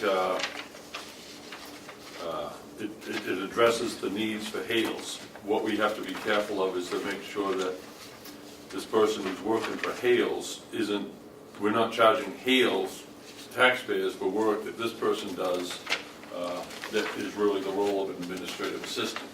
Or if we find ourselves doing that, we need to make sure that we treat the taxpayers of Hales appropriately by reimbursing them somehow, some manner, just keeping track of that cost. I think we have 22,000 in the Hales line for this. No, we had no. 20, yeah, I think you're right, 20, 22. We had 12, we had 16, and we had 9, that made 25, and I think we brought it back to 20 or 22. I thought her salary was 12,000. But we had another 9,000 for the incidental work. Hers was 16. But we had money in the budget. Right. We had 9 for the work we did Right. around here. And 7 is. And what So was the that's other one? 20 or 21, 22. If you add them together, the 12 and the 9, 21, I guess. So Okay. that's what we have in the Hales budget for this position, to get this work done. So I think we should do that. Now, if in the future, this person also can morph into a county administrative position, then that would be good. Okay. If we hire this person for that money for 40 hours a week, that's going to be a $10.50 an hour pay. I don't think it's a 40-hour-a-week job. What I would say is, what is the value of this position? Salary and benefits. Break that down by how much does that cost us an hour. Say if it's $20 an hour, or say it's 25, whatever it is, then know that you have so many hours attributed to do work for Hales in order for Hales work to get done. Follow what I'm saying? Yeah. And so that person can go to work immediately doing Hales work. What you gotta be careful of is when they're not doing Hales work, that you keep track of that time, because we can't charge Hales for county work. But we can use that position in a dual role, which I think you had originally. Or Hales can reimburse the county for what that Exactly. person does. Exactly. So I think the first step is Okay. the discussion on this Okay. David, job description. you had a comment? You know, why can't we go one step further and say, we call out 2 hours in the old job description, and call it 4 hours a week here, and say, to Hale's location, your tax administrator person will be working from 8 till 9 on Monday, Wednesday, and Friday, and then you have the hours nailed down. You don't have to worry about whether you're using anybody else's money. Just set the example. Instead of going into their office up there, they call here at a given hour. Well, Kathy did a lot of work at home, and that person would be doing the work here. Okay. So I think it might need to be more hours. I think you're right. Well, that's what I say. So you can make it 2 hours a day for 5 days a Or- week or I whatever. mean, I don't want to make it more confusing, but say no one calls for like 2 weeks, and then someone calls. Maybe she just logs down how long she talked to them. I think you need to log, you need to track this, the time, for a number of reasons, but using what Commissioner Babson just pointed out, I wouldn't break it down to the day, I would say the whole year. The 4 hours would equate to 1,000 hours. So we can get, Hales can be satisfied for well under 1,000 hours, 4 hours a day. Well, That's, you know, Full-time is 2,080, so 1,000, that would be half. having 4 hours a day would pan out, and I don't think it would take 4 hours a day. I can't believe with 100 residents, it's gonna take 4 hours a day to No. manage that. There'll be times when they're busy, where this person would be busy, when it's time to do reports to the state. Right, and There is taxes, there is that. So I don't think 4 hours a day is an inappropriate cap, but I would express it as 1,000 hours for the year. Because if they not come 4 hours a day, you could go. Then we don't have to worry about keeping track, punching in with Yeah. it. Right, and what we're doing, and I want people in Hales to know that the commissioners are not going to use their budget to fill the administrative assistant position. But we are hopeful that we'll be able to get that position and work a crew together in an efficient manner for everyone. So you're talking $21 an hour for 1,000 hours. Yeah, I think you're looking at something like that.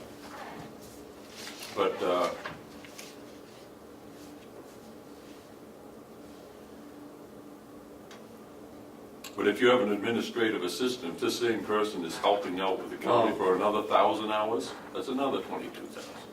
and now you're up to $44,000 or so. How'd you get that, Amanda? If we're only Because $12,000? No, we said 21,000. You put the two numbers together, No, Kathy was making 16, we dropped it down to 12. right? And then But you have 9,000. Oh, you want to use that Yeah, 9,000? what else would we use it for? I don't know, but I think $21 an hour is a little high. No, not when you put in benefits and you put in FICA and workers' comp and all that stuff.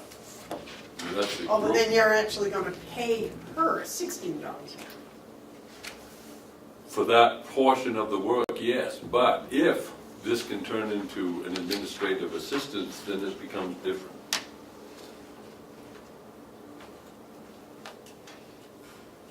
That's what you were gonna pay the administrative assistant anyways, right? $16 an hour. I don't know. That was 15. Yeah. So why don't we hire this person 1,000 hours at $15 per hour? For 1,000 hours, and then if we get an administrative assistant, we add an extra 1080 to it, 1,080 hours, make it a 40-hour position.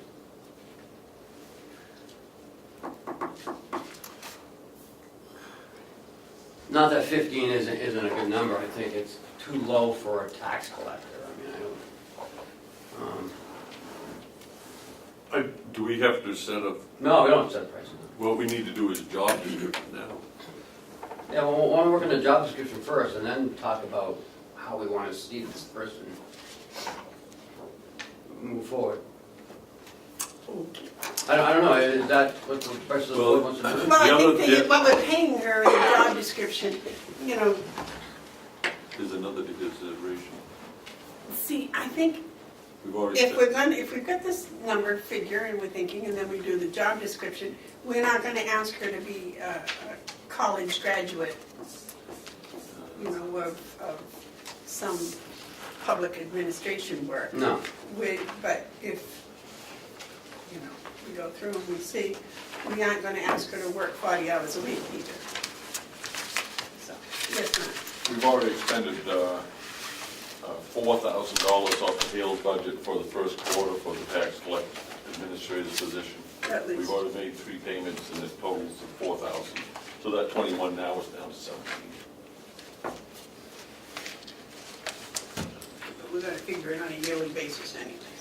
Yeah, and the way it works is the administrative assistant will roll, but we can't do that because we don't have the, or can we do that?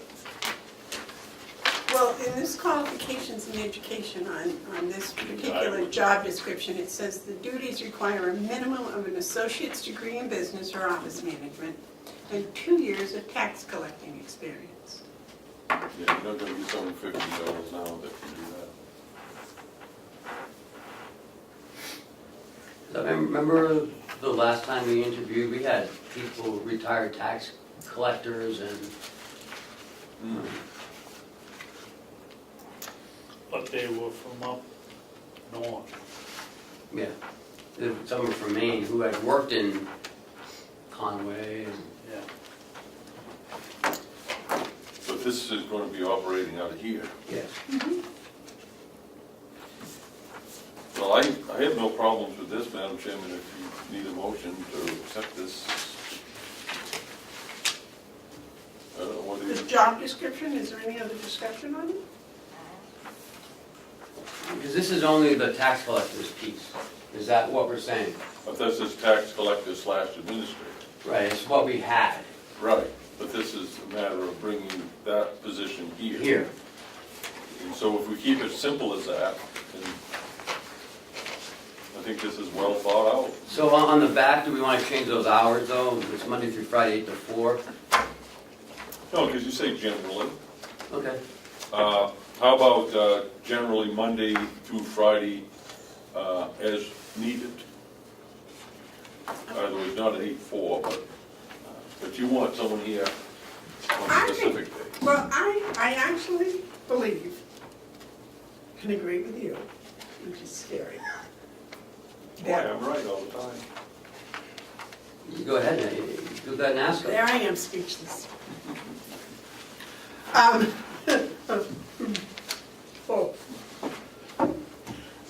I'm wearing pink, so I have to be junky today. I think the idea of putting this out as a administrative assistant and tax collector is all right. We can explain to the people when they come that right now, we're just filling the tax collector pot. It is anticipated that the administrative assistant part will come to fruition. That's my word today, fruition.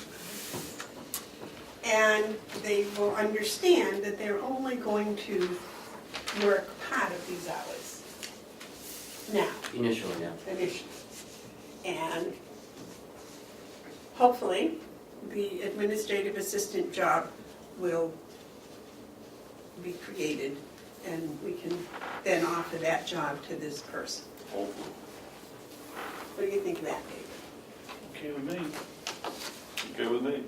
Okay, Like it. all right. One motion? So what you'll just have to do is whoever does the interviewing will have to say, It's gonna be all you, I would think. it's a political situation that we only have half of this right now. And we will, or a part of it, a portion. Not necessarily. Okay, make a motion. I make a motion that we approve the job description for tax collector / administrator for Hales location, with the understanding that the initial focus will be on tax collector. Second. Any discussion? If we do that, we want the department to be Hales location. Yeah. Yes. Okay. Even though part of it will be county. When it is, then it becomes, Okay. Because we'll have to add in, see, this job description does not affect county personnel. This is a job description that Present. affects Hales location personnel. Okay, all those in favor of the job description for tax collector and administrative assistant, say aye. Aye. Those opposed. Okay.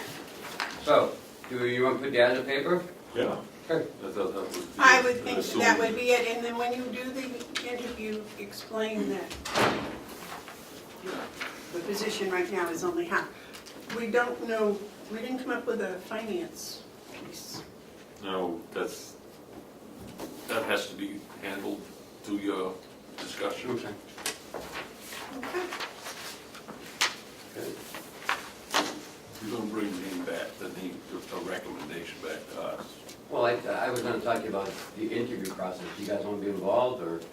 No, I think, I don't, I don't. I think maybe- one of us should be involved. I think David's got the, Because we're representing, this is for Hales location, and we are the selectmen for Hales location. One of us should, all of us should be involved.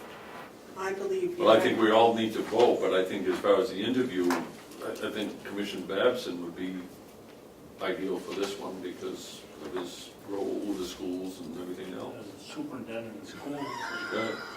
Right, because she'll be your a secretary for the Plus, you're superintendent of more, schools. Oh, your wow, schedule's there's a no lot more secretary now. flexible than, Well, your school budget's getting bigger. I'll be glad to sit in on. so you're gonna have him on the interview.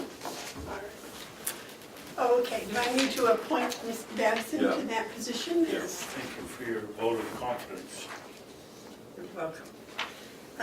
Also, if it goes south, it's on you. If it goes south, it's on you. Okay, that's done. Okay, let's start in the annex. We have a memorandum of understanding, I believe? Yes, you do. They are quite excited. Well, I think that's a good step, myself, Madam Chairman, that memorandum, I've read this a couple of times, and I'm really quite impressed with the thinking, the forward thinking. And, I hope it pans out. Me too. I don't know if it can or will, but I hope it does, and for them to be willing to take this step, and the responsibility for the step as well. Right. There's no cost, there's no risk. David, you had a comment? I respectfully disagree with my associate. I think there is a risk, Where is it, David? not in the way we usually look at it, but as, I don't think you people know how much time was spent by me trying to get the parole board in here. They were just chomping at the bit. We had purchasing from the state here that sets the rate. We had it all going, we had it all set to go. We came in here for a delegation meeting and Representative Chandler says you can't count on the state paying their bills. Somebody made a motion not to even consider it. It went down the tubes after all of the work we put in, and that was 3 years ago. We would have had somebody in here. I would think that before we put a whole bunch of effort in, or have these people put a whole bunch of effort in it, that we would get some assurance from the delegation that if they decide to move in here, the delegation will at least give us the courtesy of discussing it before they. Ken? And I don't disagree with what you said. I know you worked hard on that and long, and a lot of hours, and, but remember, we have a process that we have to go through. This is part of the process. Also, 2 years ago, we worked on the Mountain View Culinary Academy, and that was, they were in agreement with that. Yep. It's just that everything fell through at the end. Right. Not due to the Board of Commissioners or the delegation. Or the delegation, right. It's just an act of nature. Right, so, we've seen it both ways, so, this is the process we have to get the commissioners' approval first, then we go to the delegation. I told them about what they have to do, they have to go in front of the delegation, make their case, but I think, who are we to stop someone from Well, and wanting to also, visit? we had another MOU, and when they went in and evaluated what it was gonna cost for their construction needs, they felt it was too much and they weren't interested. So we've had all three, so I think that probably having the MOUs signed and have them go in, and this just a walkthrough with their contractors, they're not gonna do anything, they're just gonna look and see if it's financially feasible for them. And once it's financially feasible, then I think would be the time to go to the delegation. Because I think the delegation's aware it's coming. I don't know. I don't know if they watch these tapes or not. Well, if they do, they would, yes, Mark. Well, this is April 4th, and Hope Springs Eternal. Head Start in Ossipee needs a place. We have a place that might serve their purpose. They would like to have our permission to be able to investigate further to see if they want to develop a proposal of a lease, which at that time we would consider, and as you point out, then it would go to the delegation. Like I said, Hope Springs Eternal. I'm hopeful that whatever angst that anyone would have, that they would pay close attention to the need and see if this might not be a solution to the need. So I disagree with my colleague, Commissioner Babson. I know past frustrations can really cause you to be cautionary, but I think we need to proceed full steam ahead for those things that we believe are right, and I believe this is right. And if the delegation decides that it isn't right at some point, then that's their job. David? I agree with Mark. I think it's a perfect fit. I'm concerned with the folks going out and having their contractors coming in. Their contractors take, you don't come up with a quote to do what needs to be done over here in 2 minutes. It's a costly proposition only to have the delegation say no. I can't imagine the delegation would say no, but it'd be nice to have somebody, maybe McConkey or someone say, look, it looks like a good situation. I'll work to try to get it passed if they're interested, but to go and put in all this effort and then have somebody say, oh, well, it might not pay their bill, let's zing it. No. It would be good if we had a champion on the delegation on something like this, but why don't we just, Well, we have a procedure to follow, Yeah. and we make procedures to follow, so we have procedures to follow. So I think we ought to follow the procedure Right. we have in place. and if we all just do our jobs, we'll be all right. My job, as I see it, is to approve this memorandum of understanding, to give Head Start the opportunity at least to find a place for their students. These children need a place to go this September, August.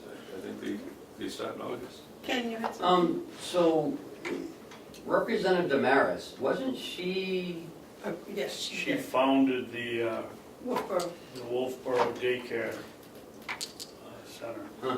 Did a wonderful job.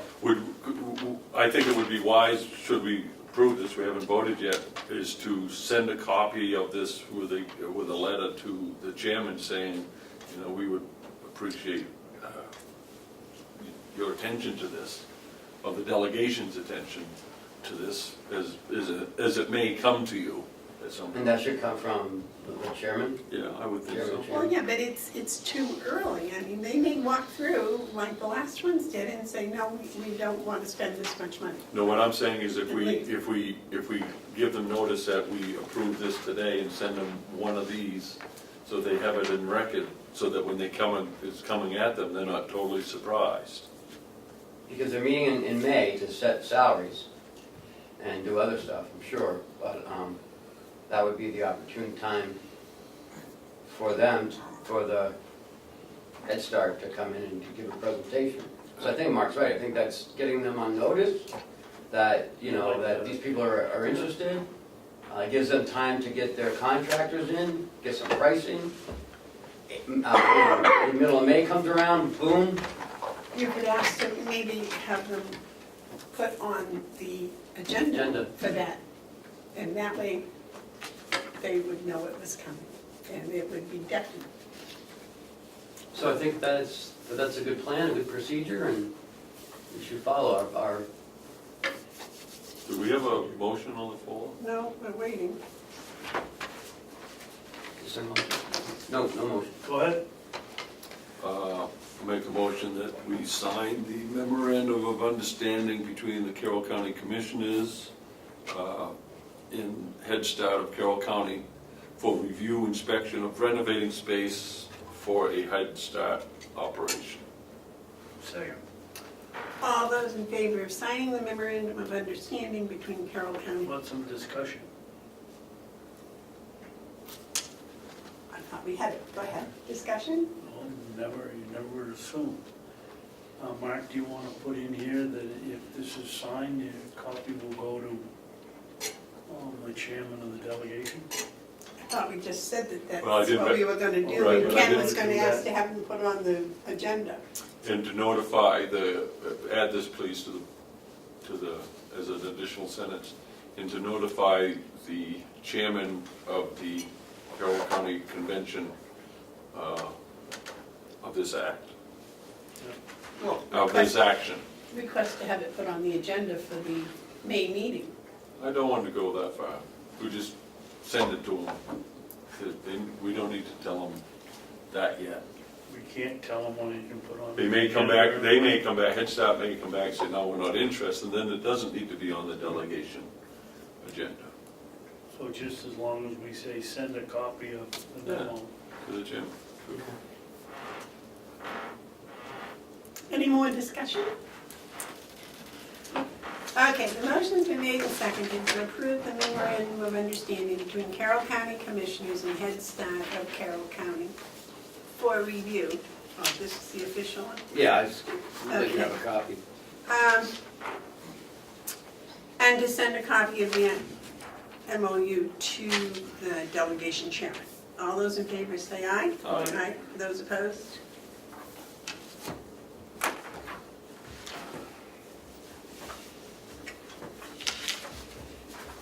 There's the official.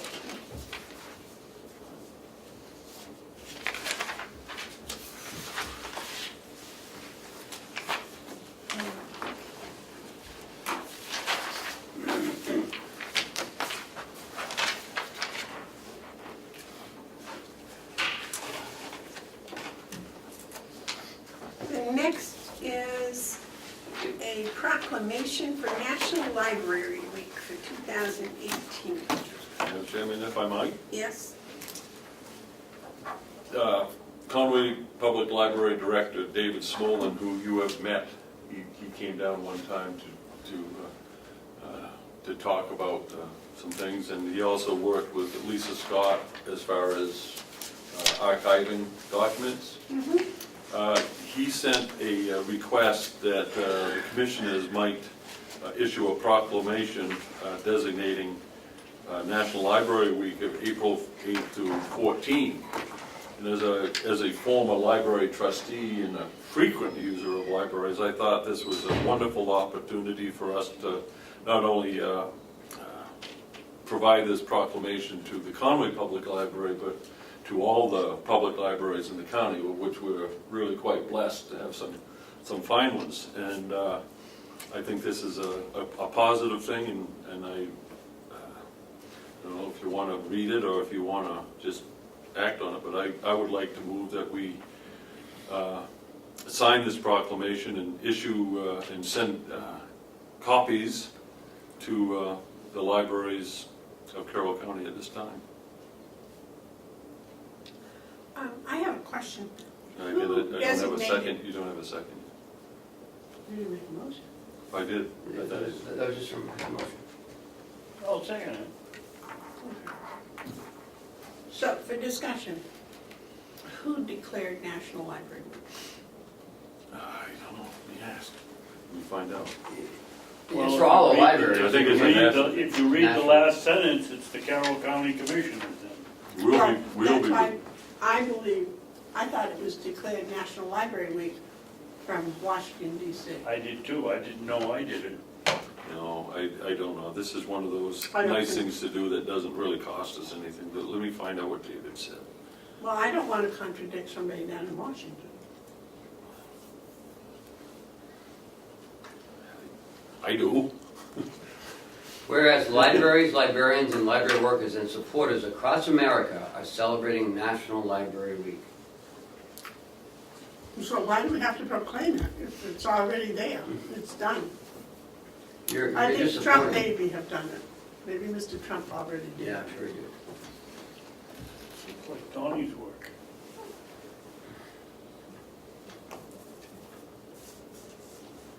Well, I'll tell you, there's been some changes in the library since I was growing up. The things- Yeah, there's, the they things you can get at the got computers library. in there now. Madam Chairman, You can talk in right now, yes. I would like to read this, I'd like to read this so that we can either vote it up or vote it down. If I might be recognized to read this proclamation. Certainly. National Library Week 2018 proclamation. Whereas libraries are not just about what they have for people, but what they do for and with people. Whereas libraries have long served as trusted and treasured institutions, and library workers and librarians fuel efforts to better their communities, campuses, and schools. Whereas librarians are leaders in their institutions and organizations, in their communities, in the nation, and in the world. Whereas librarians continue to lead the way in leveling the playing field for all who seek information and access to technologies. Whereas libraries and librarians look beyond their traditional roles and provide transformative opportunities for education, employment, entrepreneurship, empowerment, and engagement, as well new services that connect closely with patrons' needs. Whereas libraries and librarians lead their communities in innovations, providing STEAM programming, market spaces, and access and training for new technologies.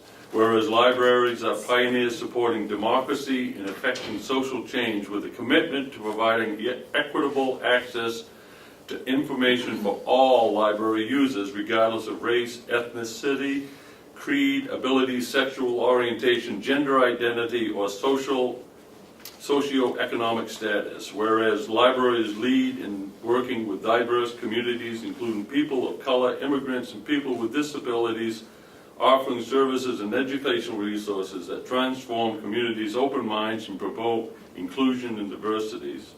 Whereas libraries, librarians, and library workers and supporters across America are celebrating National Library Week.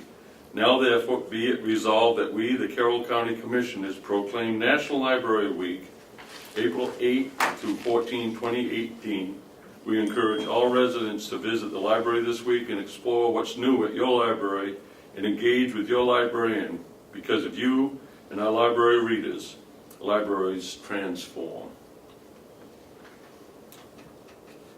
I'm happy to proclaim. We have national something week every week of the year. Are we gonna proclaim each one of those? Are we gonna proclaim National Teachers Day? I'm not talking about the Teachers' ones we Work? haven't got, I'm talking about this one. This was a request. If we don't agree, then, I tell you what. It's obvious you don't seem to want to do it, so why don't I just tell Mr. Smolin that we didn't want to do it? No, because I think we got a 2-to-1 vote, Well, that's not really, or it appears that way. Because I'm certainly in favor of it. I guess sometimes I'm just befuddled, and this is one of those times, I'm befuddled. It's not the subject of I'm this not- matter. I'm just It's the befuddled. idea that we're proclaiming something that's already there, and there are a lot of other weeks, and are we going to proclaim them all? I'm I'm sure not talking about them once we all. proclaim one, we'll have others that would like to have theirs proclaimed too. If this was National Pork Week, would you feel the same way? I would. It's coming up, but I will write a proclamation for National Pork Week, and we'll see how that sounds. That says everybody has to support it by eating pork. I'll make a motion that we sign this proclamation and encourage everybody that we know to go to their local libraries. I'll withdraw my motion for that one, and second that one. Are you gonna withdraw your second for that first one, Commissioner Babson? Yeah. Okay, is there any discussion on that motion? Okay, the motion's been made and seconded to sign this National Library Week 2018 proclamation. And to encourage, what was the other side? Encourage all citizens to visit their local library. That's the motion. All those in favor say aye. Aye. Aye. Those opposed, none. So. But remember, when the national pork comes through, Will you see that, do your best, Ken, to send this to all the libraries in the county? Sure. especially Gaffney. Or especially all of them? Well, Gaffney used to be ours. Is that it? Is that a privately owned? Who wants to send it to Mark? You know, would it be a bad idea, that's next week, to have a librarian come in and tell us the changes in library science? You know, you now can get telescopes, you can get microscopes, you can get passes to I don't know how many non-profit organizations, so if you can't afford to go with your family, go to the library and get the pass and take it. There's discussion groups, you know, they've done a wonderful job, and they ought to get some publicity for it. They're up against a computer where you can sit there and never go out of your house, and yet they continue to increase their usership. Well, and I know the library, Gaffney Library actually helps with the high school qualification program now. It's not called GED anymore, it's got a different name. I bet you, I shouldn't bet, but I wouldn't be surprised, but if Director Smolin was asked to come down to address just what you were talking about, he'd be more than happy to. Yeah, when I served on the library, as a library trustee, in my head, for some reason, I thought that people stopped using libraries because they had computers. And what I have seen and continue to see is more young people using libraries. And you always have people who are used to using libraries, but libraries are reaching out to students, and they've got programs in place for students, and these students at a young age get used to going to the library, so it becomes an experience that's not just contained at a desk with a screen and a keyboard. It's an experience that allows them to go into some really fine buildings, meet some real fine people, and see some real impressive books. The collections of the collection of public books in Carroll County is astounding. At one time, New Hampshire had more public libraries per citizen than any state in the union. And it is that keeps the democracies going. When you can go and read about our history, when you can participate to a library, it's essential. Anyway, that's enough of that. Well, I know the Gaffney Library has been very, very much a part of the community since I was a little child, The so. one in Tamworth, the one in Madison, the one in Jackson. The one in Tamworth is incredible. It is, it surely is. You figure the size of the town and what they offer between lectures, equipment that you can take out, help, that's just the only reason I know about them is they do a pretty good job advertising their program, so every once in a while I'll go over and listen to them. You know, an issue in the proclamation is kind of fun. It's feel-good stuff that we can do, but what's wrong with that from time to time? Well, I know the Gaffney Library librarian was, what do they call it? Person of the Year in Wakefield years ago because of all her community involvement with the library. So, all right. Mr. School Administrator, we have Hale's location. Yes, we do, and having looked at them, Point of order. Yes, sir. I'm going to just go sit with the public because I want it to be known that I'm not participating. Okay. Can I go with you? I'm just going to let you in. David? Do we sign this? no, I'm gonna recommend that we send it to Johnny Fritz up in Berlin to be, Lancaster. Lancaster, to be looked at before we sign it. Okay. It's very complicated.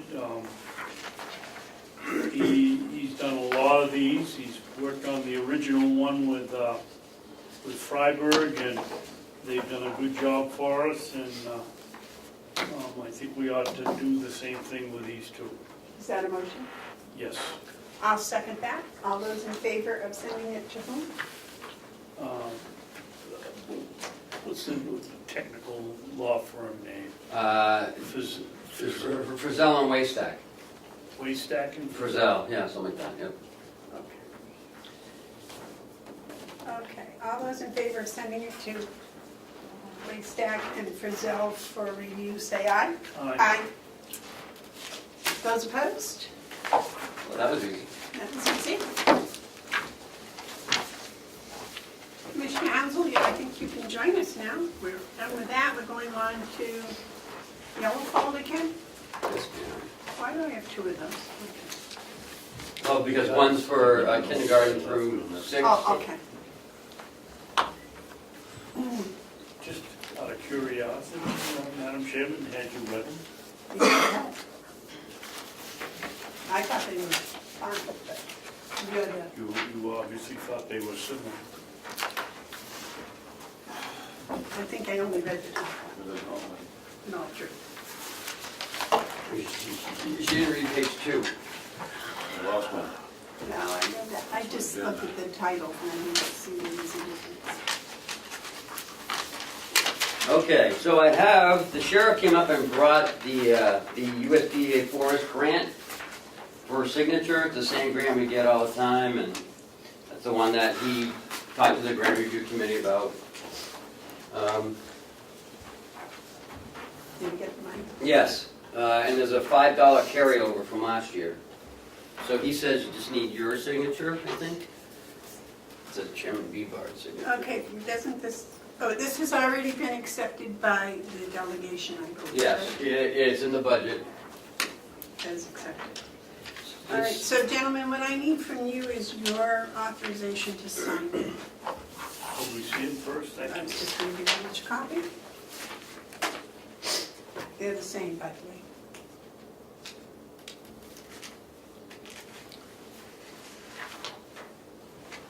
That's, I believe that's the patrol of The Kangamongus. the Kank. No, the Kangamongus. There you go. Thank you for saying that. Yes, sir, absolutely. I remember a year ago you did the same Yeah, thing. I'll never forget that one. You can say August. You can say can't come August. And that's the way I remember it. But not just the Kank, so then we don't have any discussion. Yeah. I can give you the correct pronunciation, Passacuno one too. Yeah, I don't even want to know how to say that one. Passaconaway. Passaconaway. Passaconaway. Yeah. But it's Passaconaway. actually, it's an Abenaki name and it should be pronounced Passacunawa. Madam Chairman, where is the recommendation from a grant study committee or whatever they call themselves? The recommendation was to accept it. Where is that? Well, they, They just call up and say. It was at the delegation meeting when they accepted the grant. And the 14,000 is in the budget. So it's in their minutes. and from now on, from now forward, all of these will come with a synopsis page at the beginning. But we just enacted that at the last grant review committee. And we did get some for the delegation meeting, but What's the extra $5 for a cup of coffee and a No, it was a carryover old-fashioned from donut? last year to this year. Surplus. they didn't We're spend it all surpluses. last year. $5 extra is $5 extra. Okay, so gentlemen, I await a motion.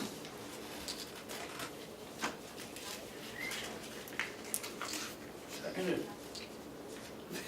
He didn't make it. Huh? Somebody has to make a motion for me to Oh, I thought sign. you said you made it. No. I can if you want. I'll make a motion that we accept the,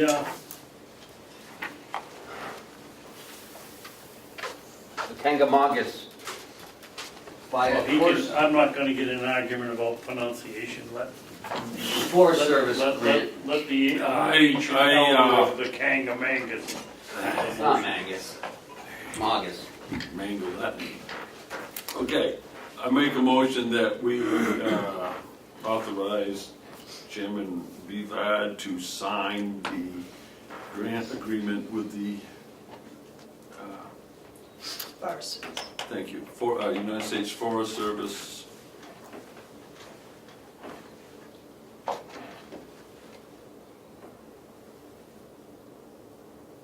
Grant. Didn't I say grant? Did you say grant? Well, I already had it written Oh, you're- down. Second? Second. All those in favor, say aye. Aye. Aye. Amanda, is it pronounced Bevard or Bevard? Depends on where you are. If you're down south, You're it's underwater. Bevard. So if you If do, you're in New England, it's Bevard. Bevard? so if you like to abbreviate Kankamogus, can we? Beef? Beef. He does that all the Yeah, time. because of beef. Yeah. Wally and the beef. That's what the kids used to call me at school. Only after I taught them second class they could get away with it. Okay, I guess there's some more signatures here.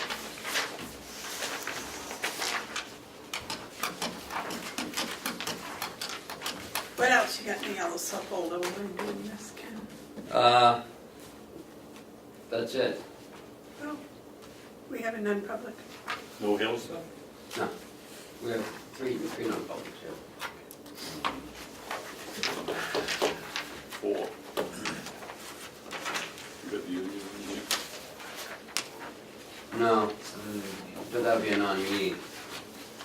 You want us to post that? No, I'm talking about me briefing talking Yeah. to him. Okay, It's non-easy. administrative updates? On next Saturday, Olivia Saunders from the Cooperative Extension will be doing a training on how to prune your high bush blueberries down here. That'll be beginning at 10 a.m. until 12. It's an outside event, so be prepared for weather and or snow. Bring your own pruners or loppers. Is it lopers or loppers? Loppers. There's a suggested donation of $5 per person. That's the UNH Cooperative Extension. White Horse Addiction Center is having a silent auction and dinner fundraiser Friday night from 5:30 to 8:30 at the First Congregational Church in Ossipee. It's $45 per person for dinner. All proceeds will go to help the White House Addiction Center benefit.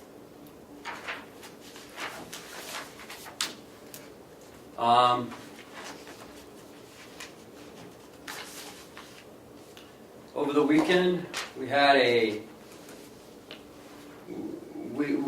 bunny.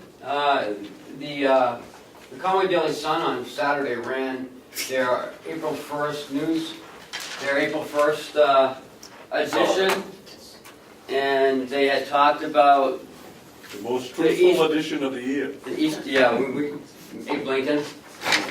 They had they showed the Easter Bunny in the back of a police car getting arrested. A little girl called the jail trying to bail out the Easter Bunny.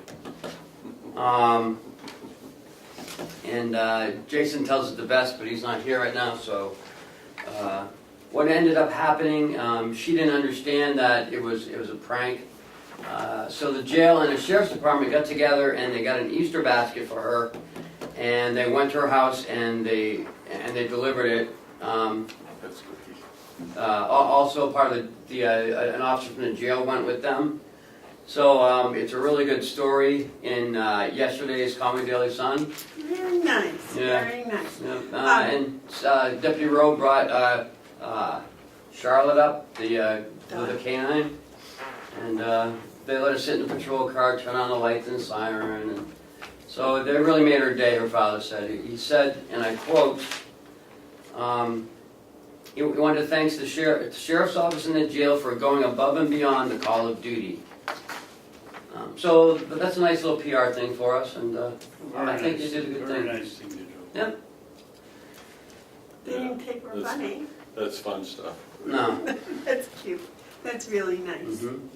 And that's the kind of PR that the sheriff's office and the police need. Yeah.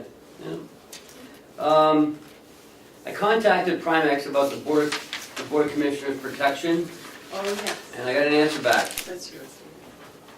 So, the Board of Commissioners, you have a public official's bond that automatically covers whatever state law requires for a dollar amount, which is $5,000.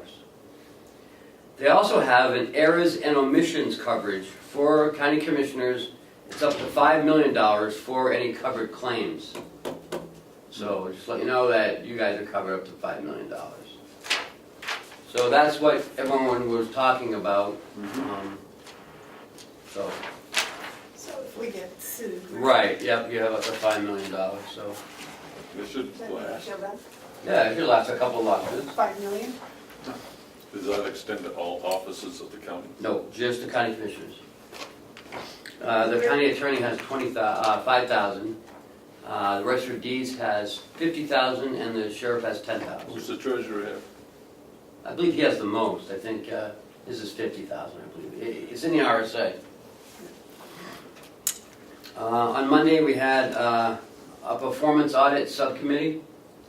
Both Commissioner Bevard and Babson attended, as well as I, in between meetings. They're having another meeting next Monday. They are looking at rehashing the last audit they had, And also looking at the nursing home and IT, is that correct? I'm a little lost on why they're looking at this one again, but that's up to them to do. It's their committee. Right, yeah. But their committee, but it's our staff. How much of our time is going to be required, expected to be needed to help facilitate this $26,000 expense that I still can't understand, but. It's all gonna be put on Kathy. So, Whoa, I have never heard that sentence before. because it's all financial, So how much time do you see it being required from our comptroller in order to facilitate the expectations from the delegation? The problem I have with this is their schedule coincides with the regular audit. So she's gonna be working with the regular auditors, this auditors, plus her other stuff. For further question, Madam Chairman? Yeah. Now, I know that the RSA allows the delegation the opportunity to go forward with a performance audit. In that legislation, in that law, is there any requirement that we have to provide them with assistance? Then I cannot for the life of me figure out how any reasonable person, given the information that we all have about the time strains on our staff, how they can expect to find a moment of our time to help them on something like this. To me, this is a low priority for the duties that are already on our staff. And to put this on top of that is just, that could be the straw that breaks the back. Mr. Babson? You know, I could almost understand it if they were going to move forward on a new element in the county for the audit. But to go back and hash it over, pile more work on Catherine Armstrong, to me, I would say, okay, Kathy, you go home at 4 o'clock, do what you do in a day's work, and go home. I mean, how much time can we, you guys laughed at me when I said put socks in the knapsack, but you know, how much load can you put on this person before she's gonna say, I've had it? And we don't have any backup, we don't have any cross-training, we don't have any people to Oh. cross-train. We have a little bit of Cheryl, but now Cheryl's doing 2 other jobs, so.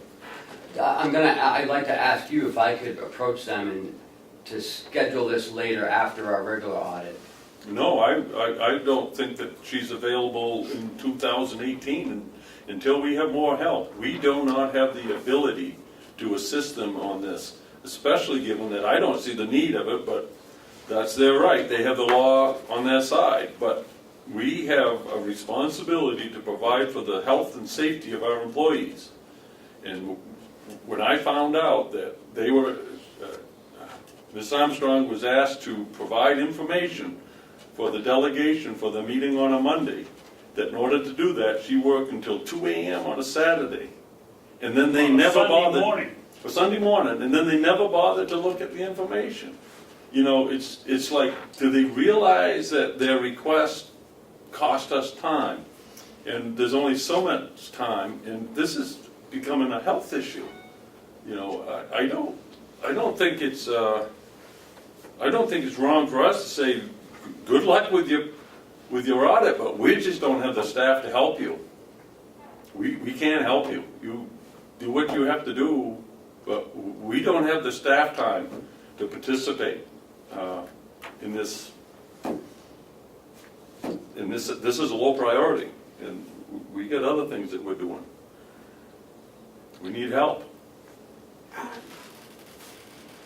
I'd like to make a motion that we write a letter to this subcommittee and a copy to the chairman of the delegation. We got Madam Chairman. I'd like to make a motion that we write a letter to the chairman of the subcommittee, which I believe is Frank Credelli, Oh, no, it's Representative Avellini. Representative Abellini, and we also send a copy of that to Chairman McConkey, stating that at least until after the audit for our auditors is finished, that we won't be able to supply a person to answer their questions. If then, Because our auditors are starting about 3 days before they're starting. So if you could include the dates as to when our audit is actually going to be going on. Starting the 25th of April, and they're looking at May 1st. So if you say from April 25th until when you anticipate they'll be done, Probably then July. nobody at this office will be available to answer their questions. if then, I wouldn't go with it then, I'd say until we're unable to help you, until you provide us with another person to. Even if they provided us with an administrative assistant now, I don't think it's proper to ask our comptroller to tend to her regular work, tend to our auditors, and then on top of all that, do this. I just So don't. you just said that, you just made a motion to do that after the audit is, our regular audit is done, you said go ahead and do it. I'll second for discussion, but I have some discussion that I also want to participate in. Sharon, Cheryl, would you read that motion I made back, please? Because I don't think I made what he heard, or vice versa. Commissioner Bevard motion to write a letter to the subcommittee chairman, which is Representative Adelino, and send a copy to McConkey, Representative McConkey, stating that until the regular audit is finished, staff will not be available to answer any questions for this You should say financial audit, not regular audit. Financial, and That's that's what I not said. necessarily giving them permission afterwards. It's just saying that at least this time period, we cannot supply anyone to answer their questions. That's my thinking. What I would go further is I would add, in the form of an amendment to the motion, the words, even after these dates, it will be dependent upon our staffing levels. Second. That's an amendment to your motion. Okay, there has been an amendment made and seconded. Is there any discussion on the amendment? Yes. Why are you obviously opposed to this amendment? Talking to me or to Mark? You just gave it, well, you know, Well, because you guys always want to tag on a little dig. And I, No, it isn't a dig. It isn't a dig. They need to understand we don't have the man hours available to do it without another person. It just is a reality of the clock going this way and the workload going this way. It isn't there. And hopefully it'll be, hopefully, we'll have that position and we'll be able to accommodate them. But if we don't have that position, you know, but even if we had that position, I don't think during our regular financial audit, and that's what the amendment does, is it takes yours and says, we're not going to do it until the financial audit's done, regardless. But even after that, if we don't have enough help, we're not going to be able to do it. okay. Is there any more discussion on the amendment? All those in favor of the amendment say aye. Aye. Those opposed? No. So the amendment passes. Any more discussion on the motion As amended. as amended? If not, all those in favor of the motion as amended say aye. Aye. Those opposed? The motion as amended passes. Ken, would you take care of that letter, please? Thank you. Friday at 10 o'clock in Merrimack County, there's a managed care meeting with Commissioner David Myers. He will be there to update the counties on rolling out managed care. and on what the counties want to do. So I'm not sure. This is a very important meeting. I think all three of you should be there. I'm going. Okay. So am I. I'm absolutely going. You're going, David? Okay, so we'll all be Okay. there. 8:30, you said? Yeah, leaving yeah, here. we're leaving at 8:30. You driving your boat, or are you coming with us? I don't know yet. That is it. That's it. Okay, commissioners' updates. David? Yeah, I don't know about the two of you, but I'm not going to sit here and let Representative McConkey's fabrication on what we did on the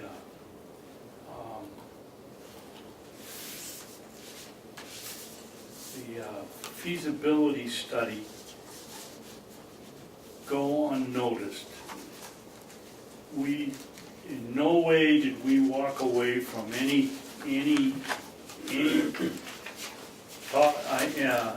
feasibility study. It's a fabrication of his, for the lousy job he's done, in my opinion, on handling the assisted living proposal we've made. And that, how could anybody in their right mind think that we asked for $10,000 to increase the money in a feasibility study to make it more, make it a better one, rather than the first 10,000 was we were going to use to ask the lady to find more money, and that's not. We needed the next $10,000 to really have a feasibility study. And to say we walked away and we put that $10,000 in the budget and they took it out is just a plain lie. And I'm tired of it. And I think that it's about time people start paying attention to what's going on. We've worked hard on this. I don't see how you can have a program of major financial impact that this would take without a feasibility study. And to say we walked away just is not the truth. I thought Damon Steer wrote a very good article You about wrote that. an excellent article. No? I just want everyone to know that contrary to what's been said by certain members of the delegation, I have not walked away from it, nor has the commissioners walked away from it. What we did is we put out a request for a proposal after we did a request for qualifications, and that proposal wasn't acceptable to us. That doesn't mean that there isn't a proposal that would be. This is an important need for us to come to grips with, and it's just a study. I mean, we don't know what it would show us, but it will help us tremendously to plan for the future that's going to have a serious impact on elder care in this county and the Mountain View Nursing Home. You know, spend $26,000 to study the past, but not spend $10,000 to study the future. And I just want to clear, I have not walked away from this. I think this is important work, and is contrary to what Representative Chandler said, that $10,000 has been encumbered, and we are legal to use it. And you know, even to say we're not going to give you another 10, but we're all going to prevent you from spending the first 10, is sort of cruel. So, thank you for bringing it up, Commissioner Babson. Yes. I forgot to add that in the process, what we did was we decided that we wouldn't accept, I forget the lady's name, Miss Severance's proposal, because it was, as I said, it was more of a request to get more money. What we did was we said we were not going to accept that proposal, and we made a motion here in the commissioners meeting, if anybody ever watched them, to ask her to come to put together another proposal. if that's walking away, someone's going in the wrong direction. Ken, do we need the delegation's permission to spend that $10,000 that was encumbered? I have a call out to Liz, so I'll wait to hear back from her. The encumbered one, I thought we did. I thought that was the agreement, they'd give us the $10,000 if they agreed with it. Who, the delegation? Well, they said that if we were gonna, That's we my were recollection. gonna budget for it, that we would budget it. And so we did, and then they took it out because they said we That already got leaves the- because then we already got 10,000, so. But that 10,000 is up, we have to have their okay to spend that encumbered 10,000. No, I have Liz working on it, so I'll get back to you. I think we do, Mark. Go ahead. I was told, because I pay very close attention to this, that both our auditors and the DRA said we could encumber that money and we can spend that money. It's encumbered. It was raised last year. It's 2017 money. It's encumbered. It means it's available to the commissioners to spend. It comes from the boiler. It's a capital expense. So, yes, you will find that we can spend that money. Whether we should or not, I don't know, because, you know, I'm finding that if you tweak the nose even a little bit of the delegation, they will go after you, no disregard for the safety and the well-being of our staff. You know, just to get even politically is nasty. We have people who need our attention, and all it takes is $10,000. But then again, they'd rather spend $26,000 to find out something that they already know. Okay, anything else, David, you have to No. add to your commissioners? Okay, do you have a commissioner update? I do. I get an opportunity for here that I'd like you to be aware of.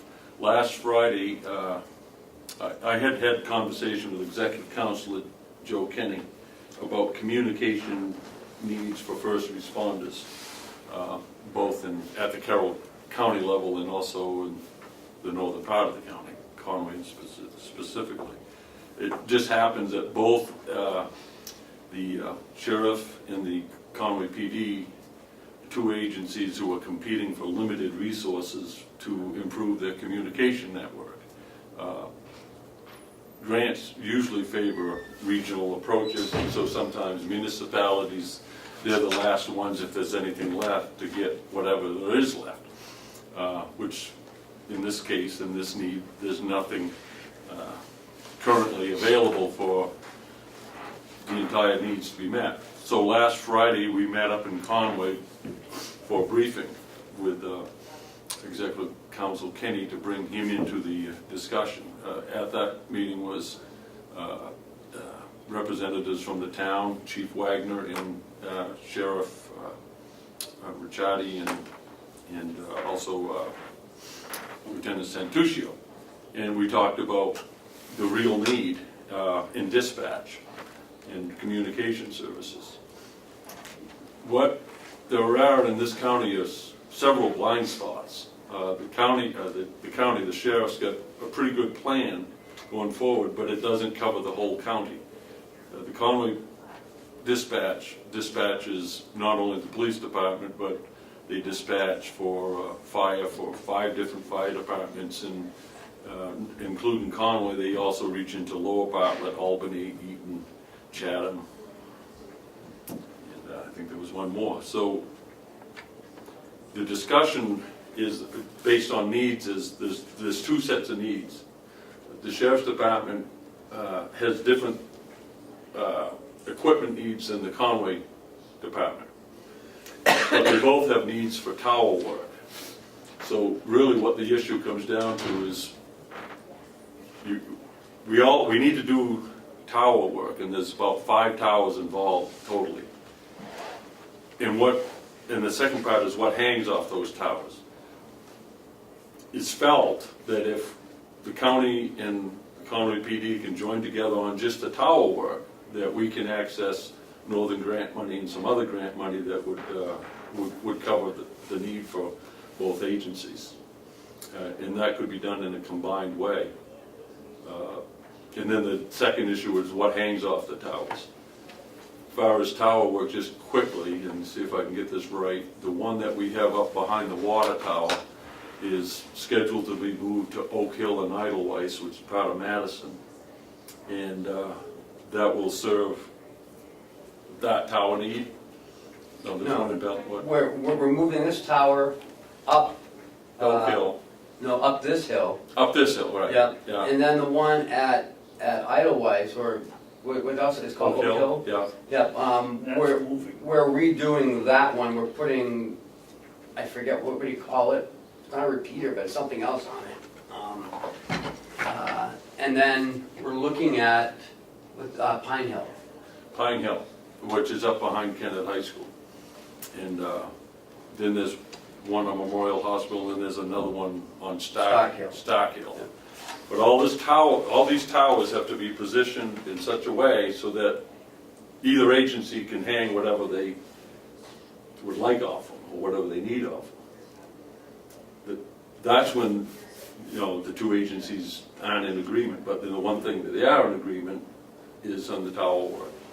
So I just wanted to give you that information. There is nothing settled, nothing going forward, it's just that this is a need in the county that we should be aware of.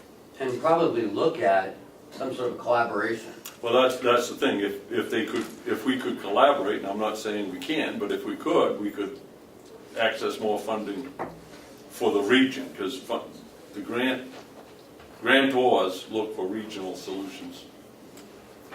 It's my understanding that you're talking about moving the one from Oak Hill to Pine Hill. Is No. that correct? No. No. Oak Hill is staying there, that's part of Idleweiss. I forget what it's called, it's not a repeater, it's something else. I talked to him yesterday about it.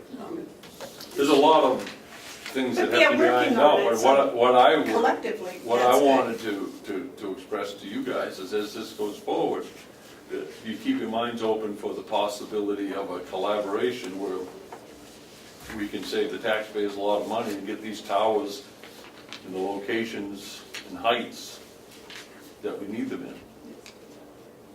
It's just to inform you that. Well, I'm pleased that they were meeting together and working together. It was a good meeting. Well, the Finding key out the to solution. it, is Executive Councilor Kenny has brought his office to bear and has already contacted people to talk to both Sheriff Ricciardi and Ed Wagner to help out. So this is the They're governmental collaboration that we need. They're working on it, that's good, progress. David, okay, any other updates? Yes, I do. Okay. I have the letter that we have written to the Carroll County Courthouse. I'd like to read it for the record and get your approval so we can send it. Dear Clerk Abigail Albee, it is the Board of Commissioners' understanding that people selected for jury duty at the Carroll County Superior Court in Ossipee do not receive mileage payments if they reside in Ossipee, while every other town's residents in the county do. Do we have correct or incorrect information? If our information is correct, why is this occurring? How did it come about? How do we correct this injustice? Thank you for your attention, Board of Commissioners, Carroll County. I'm just sending this as the first one to find out before we bug anybody higher up the food chain, to find out whether the information is correct. I have it from the courthouse that it is, but I want to get it right. I second that. That was the No. motion to I sign? was gonna say, I'll make a motion, we all sign Oh, it. okay. Okay. You're reading my mind, go ahead, you can second that. I second the motion that we sent. Any discussion? No, thank you. All those in favor of signing this, say aye. Aye. Aye. Aye. David? Okay. David, you already signed it? Use your pen on Okay, I like that pen. that. Well, I mean, it's so ridiculous, it's hard to believe it's true. You checked it out, and it was, so. What they said over there. Okay, and I have an update. I have a question, actually. In the law about county commissioners, it says the county... Excuse me, Madam Chairman, have you changed your name to McCarthy? I don't know if that's a compliment or not, so I'll take Probably it as not. a compliment. Okay.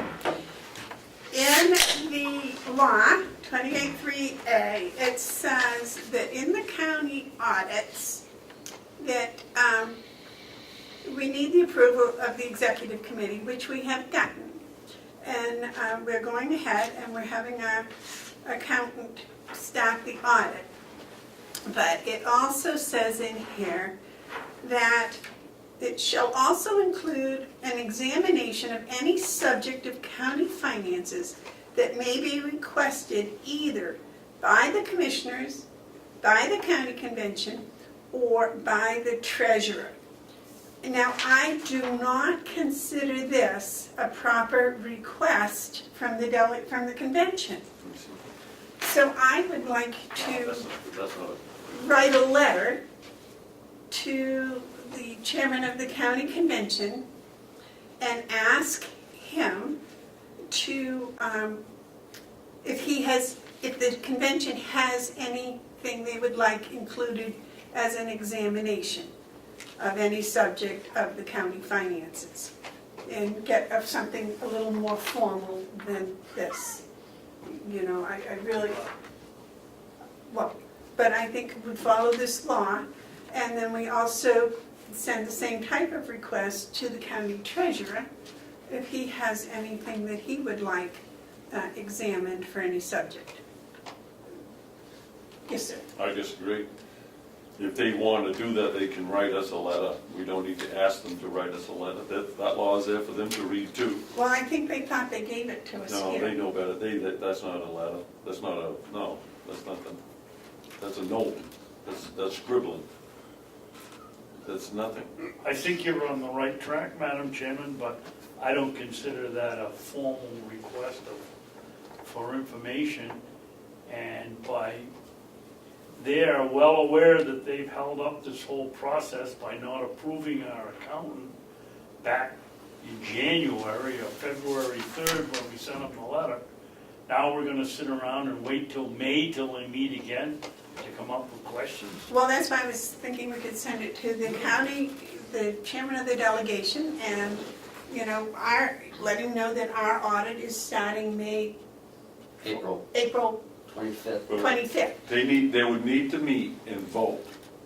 Yeah. Because it says the convention, it doesn't say a member of the delegation, it says the convention. The only way the convention can bring us a formal letter is through a vote.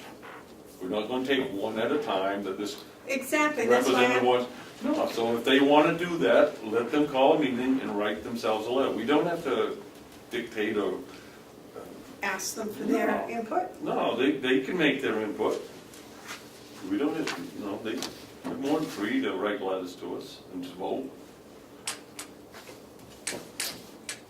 So, motion fails, lack of second, I guess. There's no second, right, Cheryl? Or did you make a I motion? don't Didn't really make a motion. I think you were just talking. Well, if I make a motion, I well, won't second it. I'm not gonna second it. well, there, so I just was talking, that was on there. I will then make the statement that if the county convention or the treasurer have anything that they would like included in the examination of any subject of the county finances, if they would please send a written request to the commissioners. Maybe we should write them a letter and tell them that we don't consider the 5 questions they gave us, or the 5 scribbles they gave us, a formal question. It's now too late to have a formal meeting, so we're not gonna do it. Yes, sir. I would say that it might be important to point out, at least to the public, that this same law that was passed on became effective August 7, 2017, we're starting to learn from it, but it provides that with a shall, that the audit shall be completed within 90 days following the close of the county fiscal year. Well, we've already violated that provision of shall. We didn't complete it within 90 days. And Haven't started it within 90 days. so I think it needs to be expressed somewhere, because someone may point that out, that in some sort of record, or even in these minutes, is that we have not been able to begin this so that we could comply with it, and any reasonable person would forgive us for that violation. Well, yes, I think we're counting on Reasonable people? to forgive us for the violation, but that. The thing is reasonable people. Okay. Are there any more commissioner updates? Okay. Emma? All set? Do you No, have something? I think he thought I was gonna make a motion. No, I was gonna say something, but Oh. there's no need to. So we need to go into non-public? Yeah. David, would you read this? But do we have any, we do any public input? Okay, public input? Are we going to do anything after non-public? No, ma'am. We're going to have a non-meeting? Yes, We are having a non-meeting? yes. Okay, so we're going to have a non-public, then we're going to have a non-meeting. So, John, if you would like to gather up your stuff, you may go do whatever you do. You gonna call you non-public? Oh, he's Did I going to do do this. this before you throw him Yes, out of here? or yes, what? go right You ahead. got sleeping back here. I'll make a motion that we go into non-public session 1 and 2 under RSA 91A, 3, paragraph 2, parentheses A, compensation of any public employee. Then we go into non-public session 3, 91A, period 3, paragraph 2, parentheses G. Consideration of security-related issues bearing on the immediate safety of security personnel or inmates at the county correctional facility by county correctional superintendents or their designee. We will also follow that. It doesn't need to be on the vote, but it was a non-meeting, non-public meeting. I'll second that. Cheryl, you want to do roll call? Yes. Commissioner Hounsell. Yes. Commissioner Babson. Yes. Commissioner Bevard. Yes. Let's have a 5-minute recess, please. Thank you.